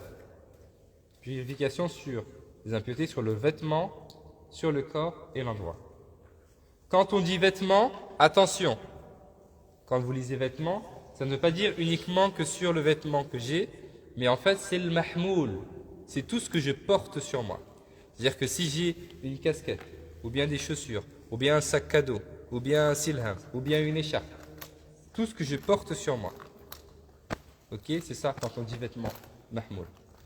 Ensuite, il dit le corps, ce que j'ai sur moi, sur mon corps, les impuretés qu'il peut y avoir, sur mon bras, sur mon pied, etc. Et quand il dit l'endroit, quand on dit endroit, on ne parle pas de tout l'espace que j'utilise pour faire la prière, on parle uniquement de la surface que mes membres vont toucher. Ok? Donc c'est uniquement 1, 2, 3, 4, 5, 6, 7. 7 points. Ok? Mes deux pieds, mes deux genoux, mes deux mains et mon visage. Donc ce sont ces 7 points-là sur lesquels il ne doit pas y avoir d'impureté. Poursuit, reprend et poursuit. Ainsi que la petite et la grande purification. Voilà. Et là, la petite et la grande purification, ceci correspond à la purification immatérielle. Taharatul hadath. Ok? Donc, vêtements, corps et endroit, purification matérielle.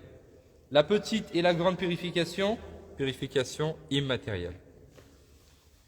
Oui. C'est ça. La petite, c'est l'odo et la grande, c'est el-ghusl. Ok? La petite ablution, c'est ce qu'on appelle el-wudu, avec un dhamma. À ne pas confondre avec el-wadu. Qu'est-ce que c'est el-wadu? Voilà, c'est l'eau qui est utilisée pour faire l'ablution. Donc el-wudu, c'est la petite ablution. C'est donc el-ghusl, c'est la grande ablution, ou bien la grande purification, ou bien le bain rituel, si vous voulez. Ok? Reprends. ainsi que la petite. Reprends la purification. La purification des impuretés sur le vêtement, le corps et l'endroit, ainsi que la petite et la grande purification ne sont valides qu'avec l'eau pure. Stop. Ne sont valides qu'avec de l'eau. Ça, c'est une règle à enregistrer. At-taharatu la tahsulu illa bilma.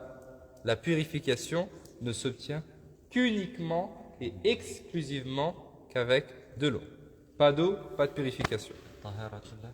La tahsulu illa bilma. Tahsulu ta ha sad lam. Même pour laver son vêtement. Même pour laver son vêtement. La purification, elle ne s'obtient qu'avec de l'eau. Quelle que soit cette purification, matérielle ou immatérielle, elle ne s'obtient qu'avec de l'eau. C'est ce qu'il vient de nous dire. La purification des impuretés sur le vêtement, le corps et l'endroit, c'est la purification matérielle, ainsi que la petite et la grande purification, c'est la purification immatérielle, ne sont valides qu'avec de l'eau. C'est clair? Taharatullah tahsulu illa bilma. Illa bilma. Donc je ne peux me purifier at-taharatu la tahsulu ta ha sad lam illa bilma. La purification ne s'obtient qu'avec de l'eau. Très bien. Une fois que je sais que la purification ne s'obtient qu'avec de l'eau, il nous dit ne sont valides qu'avec l'eau. Est-ce que c'est tous les types d'eau?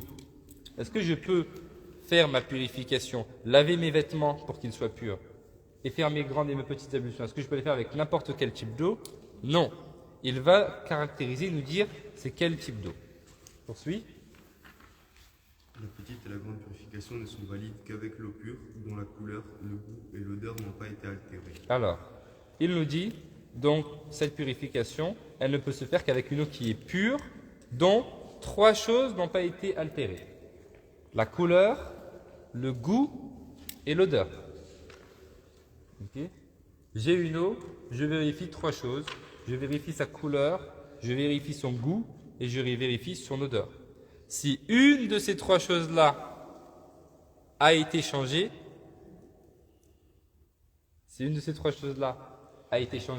par une chose qui ne fait pas partie de l'eau, alors je ne peux plus utiliser cette eau-là. Mais dans le Muqtahar al-Akhdari, c'était pur et purifiante. Là, il fait pas de la différence. Oui, il ne fait pas la différence. Du C'est coup- plus général ici. Mais là, c'est pas l'eau tahar. Si, c'est le même tahor, c'est la même chose. Oui. Imaginons qu'on ait une impureté sur un vêtement et qu'on le mette à la machine il y aura du savon, etc. C'est quand même considéré comme purifié ou pas? Non. Une machine dans laquelle on lave avec de l'eau savonnée, mon vêtement ne sortira pas purifié. Et ça n'existe pas. Toutes les machines font un rinçage à la fin. Je ne sais pas vous sortez vos vêtements avec du savon? Non, il y a toujours un rinçage. N'est-ce pas? Est-ce que c'est clair? Donc c'est une très bonne question. Imaginons qu'on ait une machine qui lave uniquement qu'avec de l'eau savonnée. Et que le vêtement il sort comme ça, il ne sera pas pur. Parce que la purification c'est avec de l'eau pure. Ça veut dire que c'est une eau qui est mélangée.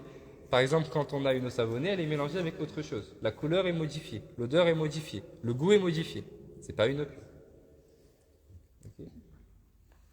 Avec les savons et tout, le vêtement il ressort avec une odeur aussi, donc l'eau automatiquement. On met la soupe mélangée à l'eau à la fin. Ouais. Il y en a qui font Pardon? au rinçage, ils rajoutent la soupe. On met de la soupe Oh là, à la fin pour que ça ça sente pose bon. des problèmes tout ça. Et Non, si mais elle il doit y a, avoir mais ça. il y a toujours, je pense, un rinçage avec une eau. Non? Bah, à la fin, Je oui. suis pas surprise. Mais Moi j'utilise, mais à la fin, oui, il y a de l'eau qui vient, mais le vêtement, quand tu le sors, il sent bon. Oui, c'est pas grave ça. Plus ça sent vraiment Ce qui est bon. important, c'est qu'il y ait une eau qui est mélangée à rien, qui ait touché le vêtement. C'est tout ce qui m'importe. C'est sûr. Même si à la fin, après il est, Voilà, c'est on, autre chose. on met, je sais pas, du parfum, de la soupline ou des autres choses, mais c'est pas grave. En tout cas, il y a un moment donné, il est tout touché par une eau qui est pure. C'est tout ce qui nous importe. C'est clair? Non. C'est bon? Oui. Je voulais savoir si l'eau de la mer elle était considérée comme impure. Très bien. La phrase suivante va répondre à ta question. Est-ce que d'abord ceci est clair? C'est pour ça que j'ai écrit brouillon, parce que j'ai des choses aussi à revoir là-dedans. Je l'enseigne et quand je vais l'enseigner, ça va me permettre de voir un petit peu quelques réajustements sur les termes, etc. Je ne sais plus en arabe quel terme il a mis. Est-ce qu'il a mis tahur, tahir? S'il a mis Moi, j'ai tahur, mis tahur. c'est un. Hein? Là, j'ai écrit tahur. Oui, mais dans le texte à l'origine en arabe, s'il a mis tahur, il aurait fallu que je mette plutôt Ça veut dire- pure et purifiante. C'est ce qui traduit le mot. Hein. Ça fait 1 an que j'ai fait ça. Et après, j'ai laissé de côté parce qu'ils n'ont pas avancé en anglais. Donc maintenant, je vais revoir. Ça y est. Pure et purifiante. Bien pure. Donc, on va regarder 3 choses. La couleur, le goût et l'odeur. Et ça, c'est la perfection de la création d'Allah subhanahu wa ta'ala. N'est-ce pas, quand je prends un verre, ça, je regarde d'abord, donc je vois sa couleur. Okay. Ensuite, je peux le sentir quand je le rapproche. Et puis, je le bois. Donc, je vois sa couleur. Okay. Je sens son odeur. Et puis, je vois son goût. Pareil pendant les ablutions. Lorsque je prends de l'eau dans ma main, avant de commencer à utiliser cette ablution, je lave mes mains. Déjà, quand je lave mes mains, je vois la couleur de l'eau. Ensuite, je fais ma bouche, je teste le goût, et ensuite mon nez, et je vois s'il y a une odeur. Et une fois que je suis sûr que c'est une eau qui est bien, je peux laver mon visage avec le visage qui est la toute première obligation parmi les obligations de l'ablution, on va le voir juste après. C'est clair? C'est une question là-dessus? Oui, parce que la phrase suivante va y répondre, c'est pour ça. Donc, il nous dit la purification, que ce soit la purification matérielle ou immatérielle, elle ne s'obtient qu'avec une eau, pas n'importe quelle eau, c'est l'eau qui est pure. L'eau qui est pure, c'est l'eau dont 3 choses n'ont pas été modifiées, la couleur, le goût et l'odeur. Alors, poursuis, Mohamed. L'eau pure dont la couleur, le goût et l'odeur n'ont pas été altérés et qui est restée à son état originel. D'accord, donc tout ceci n'a pas été altéré et donc l'eau est restée à son état originel. Exemple, l'eau de la pluie, qui n'a pas été altérée, qui reste à son état originel, l'eau qui coule, l'eau de source, etc. Poursuis. Si elle est altérée par une impureté, elle perd son caractère pur et ne peut plus être utilisée pour quoi que ce soit. Donc, si cette eau-là est altérée par une chose impure, c'est-à-dire que j'ai une eau qui est modifiée par une chose qui est impure, par exemple de l'urine ou autre chose, alors cette eau-là devient impure. Je ne peux pas l'utiliser pour faire mes ablutions, ni pour mes besoins du quotidien. Je ne peux l'utiliser pour rien. C'est clair? Donc si la couleur, ou bien l'odeur, ou bien le goût est modifié par une chose, je ne peux plus utiliser cette eau-là. C'est clair? C'est là-dessus? C'est par exemple la pluie là qui est tombée là, je sais. Oui. Oh, bonne question. Ben, en soi, c'est de, comme il a dit à la fin, il s'agit d'une chose qui la constitue. Le sable, ça constitue quoi? Bah si, c'est écrit là à la fin. L'ocre, la terre et le sable. Non, on ne peut pas l'utiliser. Parce que une eau dans laquelle, à l'origine, il y a du sable, d'accord, mais là, ça ne l'est pas, ça a été mélangé, c'est extérieur. C'est clair? Voilà. On poursuit. Ensuite, En revanche, si elle est altérée par une chose pure, elle peut être utilisée pour les tâches du quotidien, mais pas pour les adorations. voilà. Donc, sauf s'il s'agit, vas-y. Sauf s'il s'agit d'une chose qui la constitue, comme l'ocre, la terre et le sable. Donc, et c'est le cas pour l'eau de la mer. L'eau de la mer, c'est une eau qui est altérée par quelque chose. Le goût est altéré, n'est-ce pas? Mais il est altéré par quoi? Par le sel. C'est quelque chose de naturel, qui fait partie de l'eau. On ne peut pas le retirer. Et donc, comme ça fait partie de l'eau, on considère que c'est une eau qui est pure et purifiante. C'est clair? Pareil, si on a par exemple, on trouve un jour une eau de source qui a une couleur rouge, j'ai cru avoir entendu que ça existait, une eau de source, c'est-à-dire que l'eau à l'origine est une couleur rouge. Alors on ne va pas dire oui mais l'eau, sa couleur a été altérée. Elle n'est pas altérée puisque à l'origine, donc on considère que c'est une eau qui est pure. C'est clair? Oui? Il y a des questions? Ok. Est-ce que c'est clair là-dessus? Allez, on avance. Une fois qu'on sait cela, donc on sait comment on va purifier son vêtement, avec quelle eau on va purifier son vêtement, avec quelle eau on va purifier l'endroit, avec quelle eau on va purifier également son corps en faisant la purification donc matérielle. Une fois que j'ai fait ça, je vais faire aussi la purification immatérielle avec les grandes ablutions et les petites ablutions. On va commencer par les petites ablutions. Oui. Du coup, l'eau purifiante, elle s'utilise pour taharatul hadath et taharatul khabath. Bien sûr. Ok. Dans les ablutions, donc on en arrive à la petite ablution. La petite ablution, dans la petite ablution, donc on sait toutes les faire, on sait tous faire cette ablution-là. Du début à la fin, on a vu les gens faire, nos parents nous ont appris, etc. etc. Mais dans l'ablution, il y a des éléments qui sont obligatoires, des choses qui sont sunnas, des choses qui sont méritoires. Et il est nécessaire de distinguer, de savoir ce qui, dans la petite ablution, fait partie des actes obligatoires, fait partie des actes méritoires. Pourquoi? Parce que si un jour j'oublie, par exemple, j'oublie un membre de l'ablution, qu'est-ce que je dois faire? Allez, je suis en train de faire ma prière, je fais Dhuhr, j'ai fait une raka'at de la carrière, troisième raka'at, mince, j'ai oublié de laver mon avant-bras droit, je viens de m'en souvenir. Qu'est-ce que je dois faire? Est-ce que je continue ma prière? C'est pas grave. Est-ce que je sors de la prière, je dois refaire les ablutions? Est-ce que je finis ma prière et je refais mes ablutions et je ne refais pas ma prière? Est-ce que je finis ma prière, je refais mes ablutions et je refais la prière? Quand je vais refaire mes ablutions, est-ce que je dois refaire toutes les ablutions depuis le début? Ou est-ce que je dois laver uniquement ce que j'ai oublié? Tout ça, ça va dépendre de est-ce que l'élément que j'ai oublié, c'est une obligation ou pas? Est-ce que ça fait partie des obligations de la prière, de l'ablution? Est-ce que ça fait partie des actes méritoires, des actes sunnah, etc. C'est pour ça que c'est important de savoir quels sont les actes obligatoires, les actes sunnah, les actes méritoires. Est-ce que c'est clair? Oui. Tu veux dire quelque chose? Non. Oui.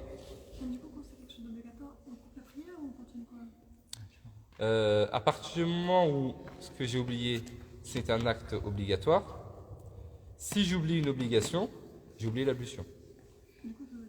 Non, je suis en train de prier sans ablution. Donc ça sert à rien. Donc je vais refaire mes ablutions. Est-ce que je refais tout? Est-ce que je refais tout mon ablution ou pas? Si je m'en souviens après un court instant, je vais refaire le membre que j'ai oublié et tout ce qui vient après. Par exemple, si j'ai oublié mon avant-bras, je lave mon avant-bras jusqu'au coude et tout ce qui vient après, donc l'avant-bras droite, gauche et la tête. Par contre, si je m'en souviens après un long moment, je fais uniquement le membre que j'ai oublié. Uniquement l'avant-bras. Et dans tous les cas, je dois refaire la prière. Parce que c'est comme si j'avais prié sans ablution. C'est clair? Donc non, tu n'es pas en prière. Oui. Pour définir un long moment et un court moment, je ne sais pas si c'est avec toi, mais tu as dit qu'on ne pouvait pas le définir vu que... Non, je ne crois pas que c'était avec vous. Enfin, justement, en fait, j'avais lu qu'on ne peut pas forcément définir ce qu'est un long moment ou un petit moment, vu que cela change en fonction de où on se trouve et à quelle époque on se trouve. Dans le désert, un court moment, ça va être beaucoup plus rapide que, par exemple, dans un endroit très humide. Tout à fait. Les savants évoquent quand même, dans les livres, des mesures à cela. Des mesures à cela. Donc certains précisent cela en disant un court instant dans une température normale, ambiante, et chez une personne normale. Okay.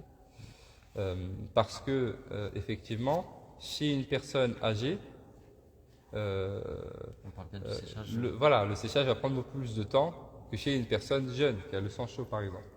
Pareil en été et en hiver. Donc ça, la personne mesure, un petit peu en fonction de son contexte. C'est clair? D'autres savants mesurent aussi cela au fait que la personne, par exemple, est sortie de la mosquée ou pas. Donc ça, c'est plus après dans ce qui concerne la prière. Okay. D'autres mesurent cela, donc, effectivement, au séchage, comme on l'a dit. Donc, on continue donc de faire les ablutions comme on les connaît, du début à la fin, mais il faut qu'on sache quelles sont les obligations, etc., etc. Donc, les obligations de l'ablution. Bismillah. Les obligations de l'ablution sont 7 éléments. Émettre l'intention. Donc, lis-les tous d'abord. Émettre l'intention, la friction, l'instantanéité, c'est-à-dire ne pas se relâcher et ne pas laisser un long instant entre le lavage des membres, le lavage du visage, le lavage des 2 mains jusqu'au coude, l'essuyage de la tête, le lavage des 2 pieds jusqu'aux chevilles. Donc, il y a 7 éléments obligatoires dans l'ablution. Ces 7 éléments-là sont les 7 éléments que l'on retrouve dans le verset du Coran. Très simplement, Ya ayyuhalladhina amanu. Idha qumtumu ila salat. Ici, on a l'intention. Idha qumtumu, lorsque vous levez pour faire la prière, donc vous levez, vous avez l'intention d'aller faire la prière. Donc, d'abord, intention. Farsilu wujuhakum. Lavez vos visages. Il dit farsilu. Dans le ghasl, la yatimul ghasl illa bidalk. Le ghasl, le lavage, il ne peut y avoir de lavage qu'avec une friction. Sinon, ça ne s'appelle pas véritablement un lavage. Il faut s'assurer que l'eau parvienne bien aux membres et pour ça, il faut utiliser la main. Il faut passer la main dessus. Donc, on met l'intention, on a la friction. Farsilu wujuhakum. Vos visages. Farsilu wujuhakum wa aydiyakum ila al-marafiqi. Et lavez vos avant-bras jusqu'au coude. Wamsahu bi ru'usikum. C'est ça? Wamsahu bi ru'usikum. Donc, et essuyez, passez les mains mouillées sur votre tête. Wa arjulakum ila al-ka'bayn. Et vos pieds jusqu'aux chevilles. Très bien. Il nous reste un élément. Cet élément-là, c'est le waouh. Le waouh. إذا قمتم إلى الصلاة فاغسلوا وجوهكم وأيديكم إلى المرفقين وامسحوا برؤوسكم وأرجلكم. C'est l'instantanéité. Les choses à la suite, les uns à la suite des autres. Donc c'est l'instantanéité. Nous avons nos 7 éléments-là. Donc tout est dans le Coran. Tout à fait. Moi, Les 7 éléments. Moi, je pensais que l'intention, ça venait du hadith, par exemple, d'Amel Kamal. Oui, on l'évoque aussi. Quand on cherche, La preuve, c'est le hadith. Mais au fait, إذا قمتم إلى الصلاة, si tu te lèves, c'est que tu as l'intention. C'est ça? La friction, c'est. Le ghasl, le lavage. c'est forcément qu'il y a. Yatim, non. Pour nous, dans le rythme malikite. Hein. Ça, c'est dans le rythme malikite. Oui. Pour l'intention, est-ce qu'on doit juste formuler dans sa conscience ce qu'on va faire ou on doit forcément Dire quelque chose. Non, dans le rythme malikite, l'intention est uniquement intérieure. Uniquement. On ne la prononcera jamais, sauf dans une seule adoration, c'est le hajj. Ou bien la umrah. Lorsque je vais faire le hajj et la umrah, et que j'arrive à al-miqat, à l'endroit où je ne dois pas passer sans être en état d'ihram, là je vais prononcer, faire mettre la niya et la prononcer talbiya. Labbaik Allahumma bil hajj, bil umrah, tamattu'an, etc. Et j'ai commencé à faire la talbiya. Labbaik Allahumma labbaik, labbaik la sharika laka labbaik. On va le voir quand on va arriver de toute façon au hajj. Mais sinon, dans tout le reste, l'intention c'est uniquement intérieure. Elle ne se prononce pas oralement. Pour nous, dans le rythme malikite. Dans les autres. Alors, les obligations, entrons dans les détails. Émettre l'intention. Donc, je mets l'intention de faire l'ablution obligatoire. Il y a plusieurs intentions qui sont possibles. Ok, pouvoir faire ce qui était interdit. Ok, enlever l'impureté. Mais voilà, l'intention générale qu'on peut mettre, c'est très simplement, j'ai l'intention de faire l'ablution obligatoire. Parce que il y a aussi une ablution qui n'est pas obligatoire. Par exemple, je vais aller au marché pour faire mes courses et je préfère avoir les ablutions parce que je sais que c'est une protection contre shaitan, etc. Je fais mes ablutions pour sortir. Est-ce que c'est une ablution obligatoire? Non. Est-ce que je peux prier avec? Non. C'est clair? Donc je mets toujours, même si je fais mes ablutions pour aller au marché, je mets l'intention de faire l'ablution obligatoire. Comme ça, je pourrai prier avec cette ablution-là. C'est clair? Oui. Par exemple, il y a le Coran dans un sens, c'est il faut être pur. Par exemple, si on fait le dos avec l'intention de dire le Coran, est-ce qu'on doit prier avec? Oui. Parce que c'est une ablution qui est obligatoire. C'est clair? C'est une ablution qui est obligatoire. J'avais vu par exemple qu'on pouvait prendre un mushaf et sous certaines conditions, même si on n'a pas l'audio, par exemple un étudiant qui doit réviser. Oui. Effectivement, il y a des exceptions qui sont faites, des dérogations. Par exemple, un étudiant qui doit réviser vraiment dans le moment tout de suite. Parce qu'il ne doit pas, mais ça c'est très peu probable, mais parce qu'il ne doit pas oublier ce qu'il a appris. Une fois que tu as appris un verset, tu n'as pas le droit d'oublier. Ouais. Du coup, imaginons qu'on fait des ablutions pour faire la prière, mais après on va faire le monstre. Pardon? Imaginons on fait des ablutions pour faire la prière. Et ensuite on reprend le monstre, mais on n'y avait pas pensé avant. C'est pas grave. Parce que mon ablution, c'est une ablution obligatoire. Puisque l'ablution que je fais pour faire la prière, c'est une ablution obligatoire. Si c'est une ablution obligatoire, je peux faire tout ce qui est interdit sans les ablutions. Pardon? C'est le moment où vous avez Oh là là. Alors il faudra lui demander. Inch'Allah, on va lui redemander. Mais pour que reformule la question, pour que ce soit bien clair. du coup, elle nous a dit vraiment qu'il faut vraiment faire attention pour tout. Enfin, si on, Oui, c'est ça. Il faut vraiment faire attention, sinon ça marche pas parce que c'est pas l'état le fait d'être en ablution. Non, je pense peut-être que vous avez mal compris ce qu'elle a dit, probablement. Quand elle dit mettre l'intention pour tout, l'intention que vous mettez, c'est une intention qui est générale et qui va pouvoir être autorisée et utile pour tout. Donc, c'est ce que j'appelle moi l'intention de l'ablution obligatoire, que je pourrais utiliser pour tout. Même si je ne spécifie pas, je vais avec cette ablution faire le tawaf, et faire le mushaf, et faire la prière, et faire kada. En tout cas, je mets l'intention, alors je fais l'ablution obligatoire. Si j'ai mis l'intention de faire l'ablution qui est obligatoire, je peux faire tout ce qui est interdit. Ça veut dire tout ce qui nécessite d'avoir une ablution. Tout ce qui est autorisé. Tout ce qui est, qu'est-ce que j'ai dit? Non, non. En fait, tout ce qui est interdit sans le... Sans l'ablution. Oui. Enfin, C'est clair? autorisé plutôt. Non, interdit, sans les ablutions. J'ai pas compris.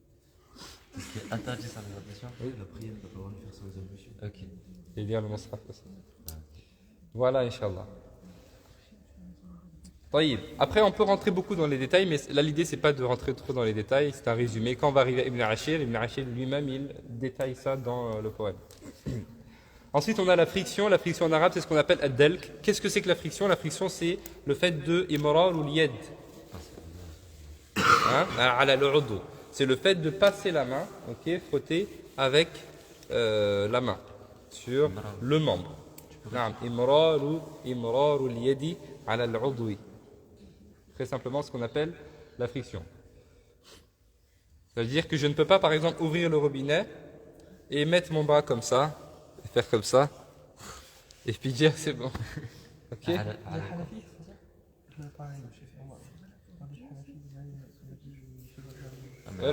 Dans le rythme, oui, ça c'est dans le rythme maliki t'en parle. Hein. Donc ça je ne peux pas le faire, mais il est nécessaire de passer la main dessus.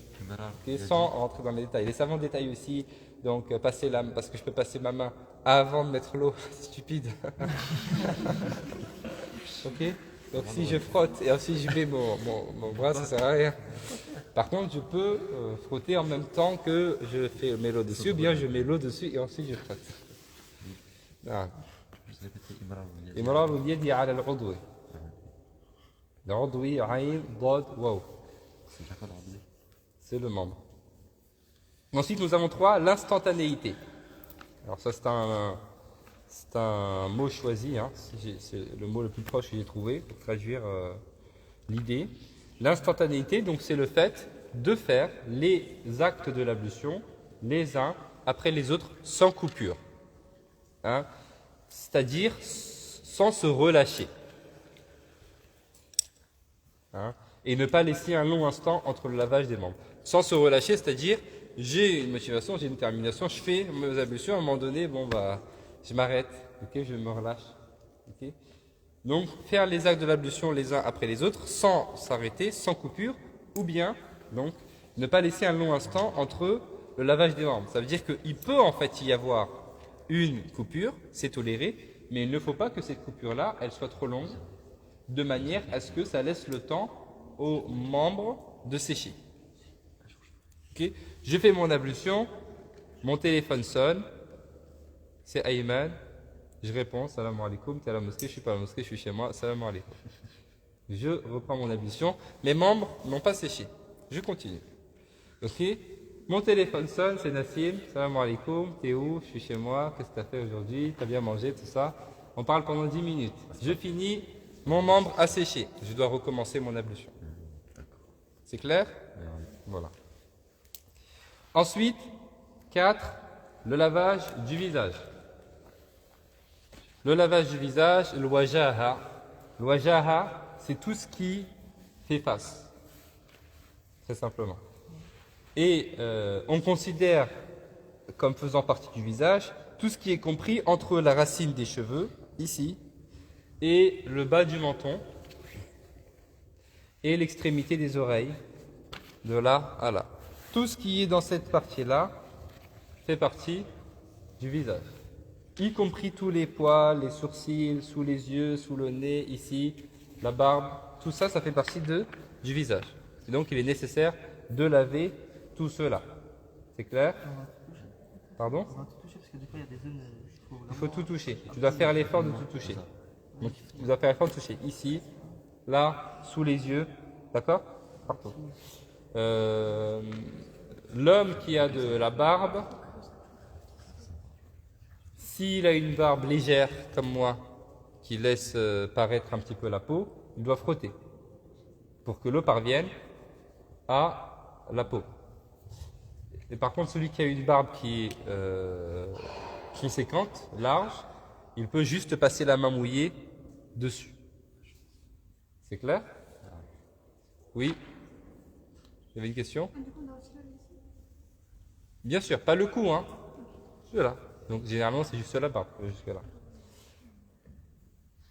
Parce qu'il y a d'autres rites où on essuie le cou, hein, dans les ablutions. Notamment chez les Hanafis, mais pas pour nous. Ensuite, nous avons le lavage des deux mains jusqu'au coude. Donc ça, classique, hein, on lave nos mains jusqu'au coude en faisant passer la main dessus, jusqu'au coude, et on n'oublie pas les creux qu'il y a, donc de ce côté-là et de l'autre côté. Donc il faut le plier pour le creux qui est là, et là de la même manière, à droite et à gauche. Le lavage des mains jusqu'au coude, pas juste l'avant-bras, avec la main. Ok? Ça veut dire que le lavage de la main aussi, c'est fondamental. Toute la main, oui. T'avais dit quand c'était l'heure de... Ouais. Il est quelle heure? Midi 11. Ok, on va s'arrêter, on va passer à l'Ardali. Toute la main également, c'est-à-dire la paume de la main, y compris ici. On avait un prof qui nous enseignait de faire ce geste-là, ce qui permet de bon, après ceux qui ont des ongles longs, en tout cas ça permet de laver à la fois la paume et en même temps le bout des doigts qu'on oublie souvent. Mais ça fait partie de la main aussi. Donc ça aussi c'est obligatoire de le laver. D'accord? Donc comme ça et comme ça. Pareil entre les doigts des mains. Ça marche? Tout ça, ça en fait partie. Il ne faut oublier aucun endroit. Ensuite, le lavage. Je ferai vos comptes après. Oui. En fait, le lavage qui entre à l'intervalle des doigts des mains, est-ce qu'on doit le faire quand on lave les avant-bras avec les mains ou au début? Tu dois le faire au moins une fois parce que c'est une obligation. Si tu le fais dans l'une et que tu n'as pas fait dans l'autre, c'est inclus dans l'ablution. Pas grave. C'est clair? Mais ce qui est obligatoire, c'est quand ça va jusqu'au coude. Quand aux mains uniquement jusqu'au poignet, on va voir que c'est une chose qui est recommandée par la suite. Ensuite, nous avons l'essuyage de la tête. Donc là, attention, en arabe, on a deux termes qui sont différents. Ok, jusque maintenant, pour le lavage, on parlait de rasl. Pour l'essuyage, on parle de masah. Masah, c'est juste passer les mains mouillées dessus. C'est essuyer. Donc je mouille mes mains et je passe les mains dessus. Essuyage de la tête. Et il est rapporté dans les hadiths comment le prophète sallam faisait l'essuyage de la tête. Donc il commençait par le devant. Ok, il mouillait ses mains, il commençait par le devant. Et on veille à ce que l'essuyage de la tête, c'est donc c'est toute la tête. Donc on commence de cette manière-là et on veille à ce que la tête recouvre la totalité, ce que les mains recouvrent la totalité de la tête. Et on va faire ce geste jusque la nuque. Et ensuite, on revient de cette manière-là. Pour l'homme. Pour la femme, elle peut faire passer, alors il y a plusieurs avis, donc plusieurs choses qui sont un petit peu dites là-dessus, faire passer ses cheveux par exemple devant et suivre jusque la racine. Okay, certaines peuvent le faire, ça c'est possible. Et il y en a aussi certains savants qui disent elle passe uniquement sur le crâne, très simplement, sans se soucier de la queue des cheveux. C'est clair?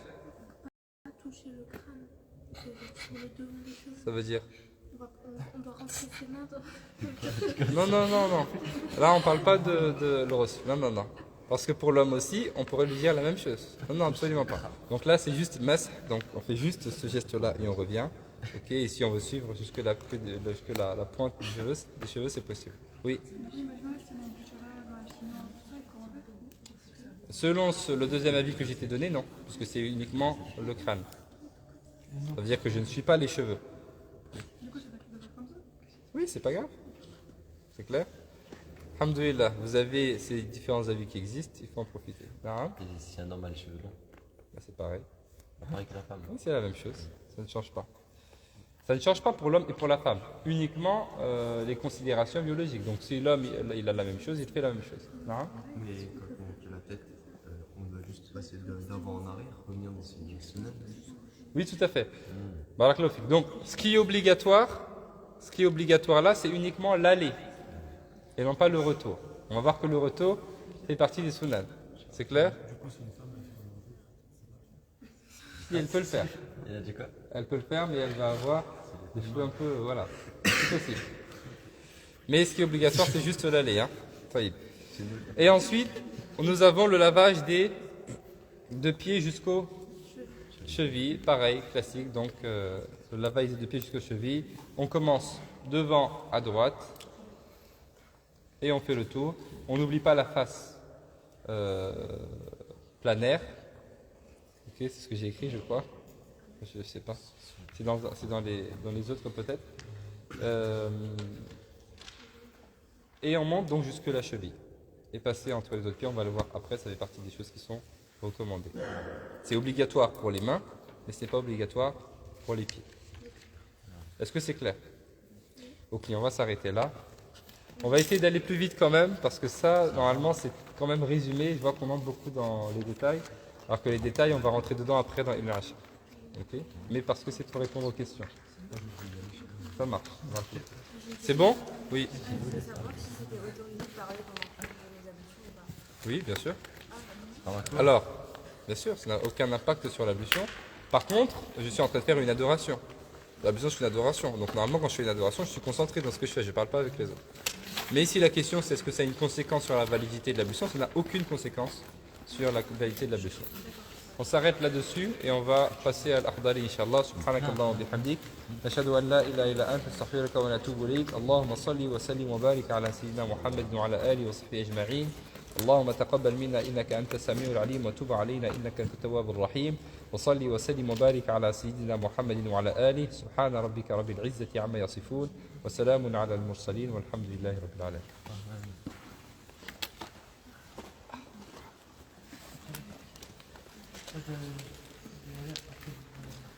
C'est bon?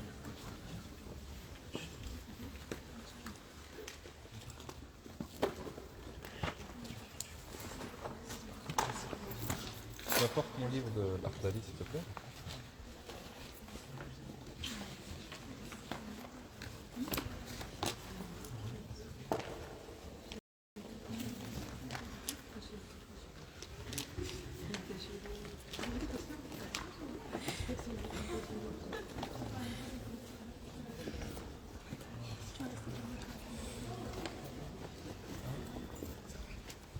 Salam, c'est Mohamed, comment vas-tu? Bikhair?